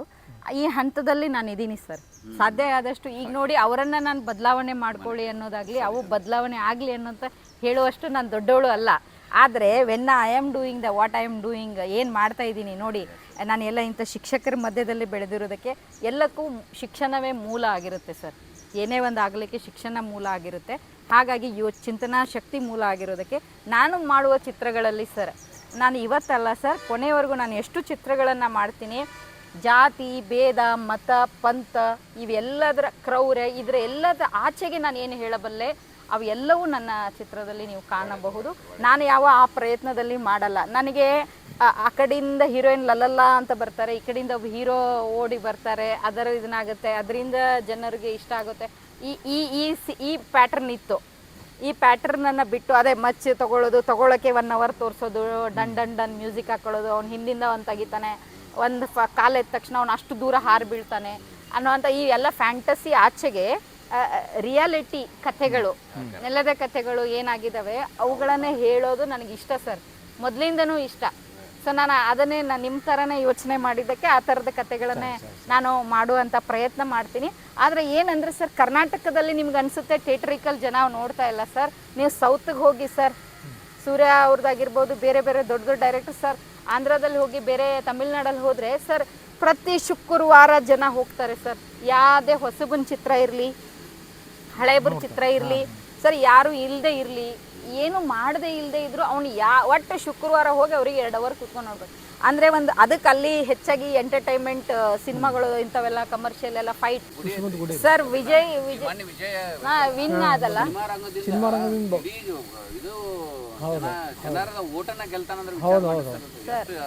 ಮತ್ತೆ ಅಲ್ಲೆಲ್ಲ ಮುಖ್ಯಮಂತ್ರಿ ಅದು ಎಲ್ಲ ಜಯಲಲಿತಾ, ಇವರು NTR, ಎವ್ರಿವನ್ ವಾಸ್ ಸಿನಿಮಾ. ಯಾಕೆ ಸರ್ ಅಂದ್ರೆ ಸಿನಿಮಾಗೆ ಅಷ್ಟು ಗೌರವ ಕೊಡ್ತಾರೆ, ಒಬ್ಬ ಕಲಾವಿದನಿಗೆ ಗೌರವ ಕೊಡ್ತಾರೆ, ಕಲೆ ಅಂದ್ರೆ ಏನು ಅನ್ನೋದನ್ನ ಪ್ರೀತಿಸ್ತಾರೆ. ಪ್ರತಿ ಶುಕ್ರವಾರ ಅವ್ ಯಾರೇ ಆಗಿರ್ಲಿ, 50 ರೂಪಾಯಿ 100 ರೂಪಾಯಿ ನನಗೆ ಹೆಚ್ಚಲ್ಲ. ನಾನು ಹೋಗಿ ಥಿಯೇಟ್ರಿಗೆ ಹೋಗಿ ಸಿನಿಮಾ ನೋಡ್ತೀನಿ, ಅಂಗಿ ಹಾರಿಸಿ ಇದನ್ನ ಹಾರಿಸಿ ಚಪ್ಪಾಳೆ ತಟ್ಟಿ ಸೀಟಿ ಹೊಡೋದು. ಅವರ ಒಂದು ಅಂದರೆ ಕಾರ್ಮಿಕ ವರ್ಗ ಸರ್, ಅವರೆಲ್ಲರೂ ಕಾರ್ಮಿಕರಾಗಿರೋದಕ್ಕೆ ಅವ್ರಿಗೆ ಒಂದು ಎಂಟರ್ಟೈನ್ಮೆಂಟ್ ಬೇಕು. ಜಿಗಿದಾಡ್ಕೊಂಡು ಕುಣಿದಾಡ್ಕೊಂಡು they will lead a life very happy. ನಾನು ಚೆನ್ನೈ ಹೋದಾಗ ನೋಡಿದಾಗ ಅವ್ರ ಸ್ಮೈಲ್ ನೋಡಿ ಸರ್, ಕಪ್ಪಿರ್ತಾರ್ರಿ ಅವ್ರು ನಗ್ತಾರಲ್ರಿ ಸರ, ನನ್ನ ಜೀವ ಹಿಂಡಿ ಹೋಗುತ್ತೆ. Very beautiful smile sir. ನಾನು ಎಲ್ಲ ಕಡೆ ತುಂಬ ಟ್ರಾವೆಲ್ ಮಾಡಿರೋದಕ್ಕೆ ಸರ್, ನನಗೆ ಅನಿಸಿರೋದು ಸಿನಿಮಾ ಟ್ರಾವೆಲಲ್ಲಿ ನನಗೆ ಕಂಡಂಥದ್ದು ಇವೆಲ್ಲವುಗಳು. ಸೊ ಅವೆಲ್ಲ ಬೇಕು ಸರ್ ಇಲ್ಲಿ. ಆಮೇಲೆ ಸರ್, ಸಿನಿಮಾ ಯೂನಿವರ್ಸಲ್ ಆಗಿದೆ ಸರ್. ನಾನು ಇವಾಗ ಇಲ್ಲೇ ಚಿತ್ರವನ್ನು ಮಾಡಿ 2 ತಪ್ಪುಗಳು ಆಗ್ತಾ ಇದ್ದಾವೆ ನಮ್ಮ ಸಿನಿಮಾ ರಂಗದಲ್ಲಿ. ನಾನು ಇಲ್ಲಿ ಸಿನಿಮಾ ಮಾಡಿ ಸರ್, ಇವತ್ತು ವೆಸ್ಟ್ ಬೆಂಗಾಲಿಗೆ ಹಾಕಿದೆ, ಇನ್ನೂ ಗೊತ್ತಿಲ್ಲ ಸಿನಿಮಾ OTTಗೆ ಬರುತ್ತೆ ಚುರುಮುರಿಯ. ನಾನು ಇರಾನಿಗೂ ಕಳಿಸೋ ಪ್ಲ್ಯಾನಲ್ಲಿ ಇದ್ದೀನಿ ಸರ್. ಇರಾನಿ ಸಿನಿಮಾಗಳು, ಚುರುಮುರಿ ಅಂತ ಸಿನಿಮಾ ಒಂದು ಇರಾನಿ ಇನ್ಸ್ಪಿರೇಷನ್ ಸಿನಿಮಾ ಸರ್ ಅದು. ಅಲ್ಲಿ ಆ ಥರದ ಸಿನಿಮಾಗಳಿಗೆ ಭಾಳ ಆಡಿಯನ್ಸ್ ಅದ ರೀ. ಸೊ ಅಲ್ಲಿಗೆ ಕಳಿಸೋ ಪ್ರಯತ್ನ ಮಾಡ್ತಾ ಇದ್ದೀನಿ. ಭಾಷೆ ಇಲ್ಲ ಸರ್, ಸಬ್ ಟೈಟಲ್ ಹಾಕಿದರೆ ಓದ್ಕೋತಾರೆ ಅವರು. ಭಾಷೆ ಹಂಗಿಲ್ಲ. ನಾನು ಎಷ್ಟು ಬೇರೆ ಜಗತ್ತಿನ ಸಿನಿಮಾಗಳನ್ನು ನೋಡಿದ್ದೀನಿ, ಇಷ್ಟಪಟ್ಟಿದ್ದೀನಿ. ಆ ಕಲಾವಿದನ ನಾನು ಇವತ್ತು ನನ್ನ ಅಭಿಮಾನಿಯಾಗಿ ನಾನು ಅವನ್ನ ಪ್ರೀತಿಸ್ತೀನಿ. ವಿಜಯ್ ಅವರು ಉದಾಹರಣೆ ಆಗ್ತಾರೆ. ಹೀಗೆಲ್ಲ ತುಂಬ ಇದೆ. ಇನ್ನೊಂದೇನಂದರೆ ಡಿಜಿಟಲೀಕರಣ ಆಗಿದೆ ಅಲ್ಲ ಸರ್, ಅವಾಗ ರೀಲ್ ಇತ್ತು ರೀ. ನಿಮಗೆ ಹೇಳಬೇಕು ಅಂದರೆ ಒಂದು ಸಿಂಪಲ್ ಆಗಿ ರೀಲ್ ಇತ್ತು. ಅವಾಗ ಎಲ್ಲ ಸೆಟ್ ಮಾಡಿ ರೀಲ್ ಹಾಳಾದರೆ ಹರಿಬೇಕಾಗ್ತಿತ್ತು ಅದನ್ನು. ಹಾಗಾಗಿ ಕಲಾವಿದರು, ಇದರದ್ದು ಹಿರಿಯ ಕಲಾವಿದರಾಗಿರ್ಬೋದು, ಬಣ್ಣ ಎಲ್ಲವೂ ಒನ್ ಟೇಕಲ್ಲಿ ಶಾರ್ಟಲ್ಲಿ ಮೊದಲೇ ರಿಹರ್ಸಲ್ ಮಾಡಿಕೊಂಡು ಕರೆಕ್ಟಾಗಿ ಇಡ್ತಾ ಇದ್ರು. ಫ್ರೇಮಿಂಗಲ್ಲಿ ಕರೆಕ್ಟಾಗಿ ಏನು ಮಿಸ್ ಆಗದೆ ಕಣ್ಣುಗಳು ತಲೆ ತುಂಬ ಗಮನ ಕೊಟ್ಟು ತುಂಬ ಇಂಟ್ರೆಸ್ಟ್ ಕೊಟ್ಟು ಇನ್ಡೆಪ್ತಾಗಿ ಸೀನ್ಗಳನ್ನು ಟೇಕ್ಗಳನ್ನು ಮಾಡ್ತಿದ್ರು ಸರ್. ಅವರ ಅಷ್ಟು ಪರ್ಫೆಕ್ಷನ್ ಅದಕ್ಕೆ ಬೇಕಾಗ್ತಿತ್ತು. ಅದು ಅಷ್ಟು ಕಲಿಕೆ ಇದೆ ಸರ್ ಅದರಲ್ಲಿ. ಹಾಗಾಗಿ ಅದು ಬರ್ತಿತ್ತು, ಅಷ್ಟು ಗಂಭೀರವಾಗಿತ್ತು, ಅದ್ರ ಬಗ್ಗೆ ರೆಸ್ಪೆಕ್ಟ್ ಇತ್ತು. ಈಗ ಡಿಜಿಟಲೀಕರಣ ಆಗಿರೋದಕ್ಕೆ ಈಗ ನಮಗೆ ಒಂದು ಸೀನ್ ಮಾಡ್ತೀವಿ, ಈಗ ನಾವು 3 ಜನ ಸೇರಿ ಮಾತಾಡ್ತೀವಿ, ನಮಗೆ ಟೇಕ್ ಓಕೆ ಆಗಲಿಲ್ಲ, ನಾವು ಬಂದ್ ಮಾಡ್ತೀವಿ, ಮತ್ತೊಂದು ಸತಿ ಮಾಡ್ತೀವಿ, ಮತ್ತೆ ಆಗಲಿಲ್ಲ ಮತ್ತೆ ರೀಟೇಕ್ ಮಾಡ್ತೀವಿ, 10 ಟೇಕ್ ಮಾಡ್ತೀವಿ ಸರ್. ಅದರಲ್ಲಿ ಒಂದನ್ನು ಆಯ್ಕೆ ಮಾಡ್ಕೋತೀವಿ. ದಟ್ ಫ್ರೀಡಮ್ ಸಿಕ್ಕಾಗ ಜನ ಏನು ಮಾಡ್ಲಿಕ್ಕತ್ತಾರೆ, ಈಗ ಹೆಂಗೆ ನಿಮಗೆ ವಿಜುವಲ್ ಫ್ರೀಡಮ್ ಸಿಕ್ಕಿದೆ ಅಲ್ಲ, ಥಿಯೇಟರ್ಗೆ ಯಾಕೆ ಹೋಗೋದಿಲ್ಲ, ರೀಟೇಕ್ ಮಾಡೋಣ ಬಿಡು, ಸಮಯ ವ್ಯರ್ಥ, ನಿರ್ಮಾಪಕನ ಹಣ ವ್ಯರ್ಥ, ಕಲಾವಿದನ ಇಂಟೆನ್ಸಿಟಿ ಹೋಗ್ಬಿಡುತ್ತೆ. ಆವಾಗ ನಿರ್ದೇಶಕನಾದವನು ತನ್ನ ಕಲಿಕೆಯಲ್ಲಿ ಪರಿಪೂರ್ಣನಾಗಕ್ಕೆ ಸಾಧ್ಯ ಆಗಲ್ಲ. ಅವ್ರೇನು ಮಾಡ್ತಾರೆ, ರೀಟೇಕ್ ಮಾಡ್ತಾರೆ, ಮಾಡೋಣ ಬಿಡು. ಈಗ ಅವಲಂಬಿತವಾಗ್ತೀವಿ ನಾವು, ಅಡ್ಜಸ್ಟ್ಮೆಂಟಲ್ಲಿ ಹೋಗ್ತೀವಿ. ಹಾಗಾಗಿ ಕೂಡ ಕೆಲವೊಂದು ಸತಿ ಹಾಗಾಗಿ ಕಲಾವಿದನ ಇನ್ಡೆಪ್ತ್ ಸೀನು ಅಂದರೆ, ಈಗ ಅಳುವಾಗ ಅಳು ಬರ್ಬೇಕ್ರಿ ಅವರಿಗೆ ಅಳು ಬರಬೇಕು. ಅವ ನಗಿಸಿದಾಗ, ಒಂದು ಸಣ್ಣ ಸೀನಲ್ಲಿ ನಗಿಸಿದಾಗ ನಮಗೆ ನಗು ಬರಬೇಕು. ಇಲ್ಲ ಅಂದರೆ ಅವನು ಕಲಾವಿದನಲ್ಲ ಅನ್ನೋದು ನನ್ನ ಪರ್ಸ್ನಲ್ ಸಿನಾರಿಯೋ. ಯಾಕೆ ಚಾರ್ಲಿ ಚಾಪ್ಲಿನ್ ಇವತ್ತು ಕೂಡ ನಮಗೆ ಅಷ್ಟೊಂದು ಖುಷಿಯನ್ನು ಕೊಡ್ತಾನೆ. ಒಂದು ಟಾಮ್ ಆ್ಯಂಡ್ ಜೆರಿ ಇವತ್ತು ಪ್ಲೇ ನಮಗೆ, ಅದು ಒಬ್ಬ ನಿರ್ದೇಶಕನ ಆಟೆ ಅಲ್ವಾ. ಯಾಕೆ ನಮ್ಗೆ ಬೇಜಾರಾಗಲ್ರಿ, ಒಂದು ಕ್ಷಣನೂ ನಮಗೆ ಬೇಜಾರಾಗಲ್ಲ. ಹಾಗಾಗಿ ಅಂಥ ಚಿತ್ರಗಳು ಗೆಲ್ತವೆ ಸರ್. ಇಷ್ಟು ನನಗೆ ತಿಳಿದಿದ್ದು ನಾನು ಹೇಳಿದ್ದೀನಿ ಸರ್. ವೀಕ್ಷಕರೇ, ಇಲ್ಲಿವರೆಗೆ ನಮ್ಮ ಉದಯೋನ್ಮುಖ ಪ್ರತಿಭೆ ಅನ್ಬೋದು ನಮ್ಮ ರಬಕವಿ ಊರಿನವರಾದ ಶ್ರೀಮತಿ ಸುಪ್ರಿಯಾ ನಿಪ್ಪಾಣಿ ಅವರು ನಮ್ಮೊಂದಿಗೆ ಇಲ್ಲಿವರೆಗೆ ಚರ್ಚೆ ಮಾಡಿದ್ದಾರೆ. ಹೀಗಾಗಿ ಅವರು ಬರುವಂಥ ಎಲ್ಲ ಚಲನಚಿತ್ರಗಳು, ಅವರು ನಟಿಸಿದಂಥ ಚಲನಚಿತ್ರಗಳು, ನಿರ್ದೇಶಿಸುವಂಥ ಚಲನಚಿತ್ರಗಳು ಉನ್ನತ ಮಟ್ಟಕ್ಕೆ ಹೋಗಲಿ, ಯಶಸ್ವಿ ಆಗಲಿ ಅಂತ ಹೇಳಿ ಈ ವೇದಿಕೆಯಿಂದ ಹಾರೈಸ್ತೀವಿ. ಸರ್, ತಮ್ಮ ಇನ್ನು ಮುಂದೆ ಕೆಲವು ಪ್ರತಿಭೆಗಳನ್ನು ನಮ್ಮ ಚಾನಲ್ ಮುಖಾಂತರ ಸಂದರ್ಶನ ಮಾಡ್ತೀವಿ. ಈ ಹಿಂದೆ ಡಾಕ್ಟರ್ ರವಿ ಜಮಖಂಡಿ ಅವ್ರದ್ದು ಸಂದರ್ಶನ ಮಾಡಿದ್ದೀನಿ ನಾನು ನಮ್ಮ ಚಾನಲ್ದೊಳಗೆ. ಅದಕ್ಕೆ ಫೇಸ್ಬುಕ್ದೊಳಗೂ ಹಾಕಿದ್ರೆ 2 ಲಕ್ಷ ಜನ ಅದನ್ನು ವೀಕ್ಷಣೆ ಮಾಡಿದರು. ಆ ವೀಕ್ಷಣೆಯ ಪ್ರೇರಣೆಯಿಂದನೇ ನಾನು ಈ ಒಂದು ಪ್ಲಾಟ್ಫಾರ್ಮನ್ನು ಆಯ್ಕೊಂಡೆ. ನಾನು ಇಲ್ಲ, ಇಂಥ ಪ್ರತಿಭೆಗಳನ್ನು ಗುರುತಿಸಬೇಕು, ಅವ್ರನ್ನ ಸಂದರ್ಶನ ಮಾಡಬೇಕು ಅಂಥೇಳಿ ಆಯ್ಕೊಂಡು ಇವತ್ತು ನಾನು ಸುಪ್ರಿಯಾ ನಿಪ್ಪಾಣಿ ಅವರನ್ನು ಸಂದರ್ಶನಕ್ಕೆ ಆಯ್ಕೊಂಡು ಅವ್ರನ್ನ ಸಂದರ್ಶನ ಮಾಡಿದೆ. ನಮಗೆ ಡಾಕ್ಟರ್ ರವಿ ಜಮಖಂಡಿ ಅವರು ಸಾಥ್ ಕೊಟ್ಟಿದ್ರು. ಅವ್ರ ಮನೆಯೊಳಗೆ ಕುಂತನ ಇವತ್ತು ನಾವು ಈ ಸಂದರ್ಶನ ಮಾಡಿದೆವು. ಅಗದಿ ಉತ್ತಮ ವಾತಾವರಣ, ಮತ್ತು ಅವರು ಸಾಕಷ್ಟು ಪ್ರಶ್ನೆಗಳನ್ನು ಕೇಳಿದರು. ನಾವು ಒಬ್ಬನೇ ಆದರೆ ಸಾಕಷ್ಟು ಪ್ರಶ್ನೆಗಳನ್ನು ಕೇಳೋಕ್ಕಾಗ್ತಿತ್ತೋ ಇಲ್ಲೋ ಏನೋ ನನಗೆ, ಅವರು ಕೇಳಿದರು. ಮತ್ತು ಸುಪ್ರಿಯಾ ನಿಪ್ಪಾಣಿ ಅವರು ತಮ್ಮ ಎಲ್ಲ ಮನದ ಆಳದ ಮಾತುಗಳನ್ನೆಲ್ಲ ಹೇಳಿದರು, ತಮ್ಮೊಂದಿಗೆ ಹಂಚ್ಕೊಂಡ್ರು. ಈ ಹಿಂದೆ ನೀವು ನನ್ನ ಚಾನಲ್ಗೆ ಪ್ರೋತ್ಸಾಹ ಕೊಟ್ಟಂಗೆ ಮುಂದೂ ಸಹಿತ ನಾನು ನನ್ನ ಉದ್ದೇಶ ಏನಪ್ಪ ಅಂತಂದ್ರೆ, ರಬಕವಿ ಒಳಗೆ ಎಷ್ಟೋ ಪ್ರತಿಭೆಗಳದಾವ, ಭಾಳ ಬೆಳಕಿಗೆ ಬಂದಿಲ್ಲ, ಭಾಳ ಜನ ಅವ್ರನ್ನ ಗುರುತಿಸಾಕತ್ತಿಲ್ಲ.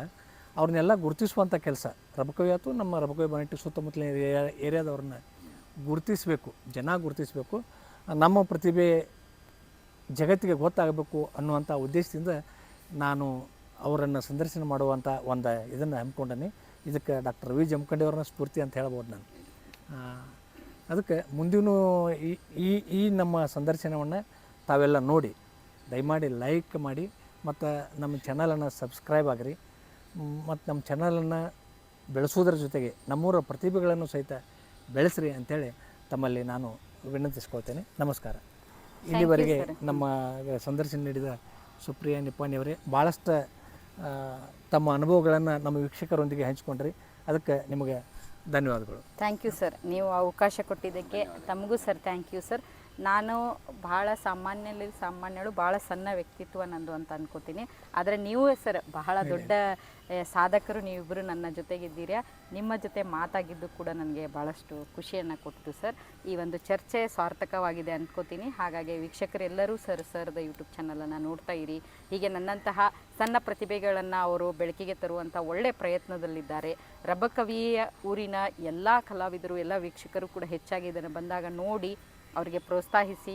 ಎಲ್ಲರಿಗೂ ಹೆಚ್ಚಾಗಿ ಒಳ್ಳೆಯದಾಗಲಿ, ಶುಭವಾಗಲಿ sir. Thank you sir. Thank you.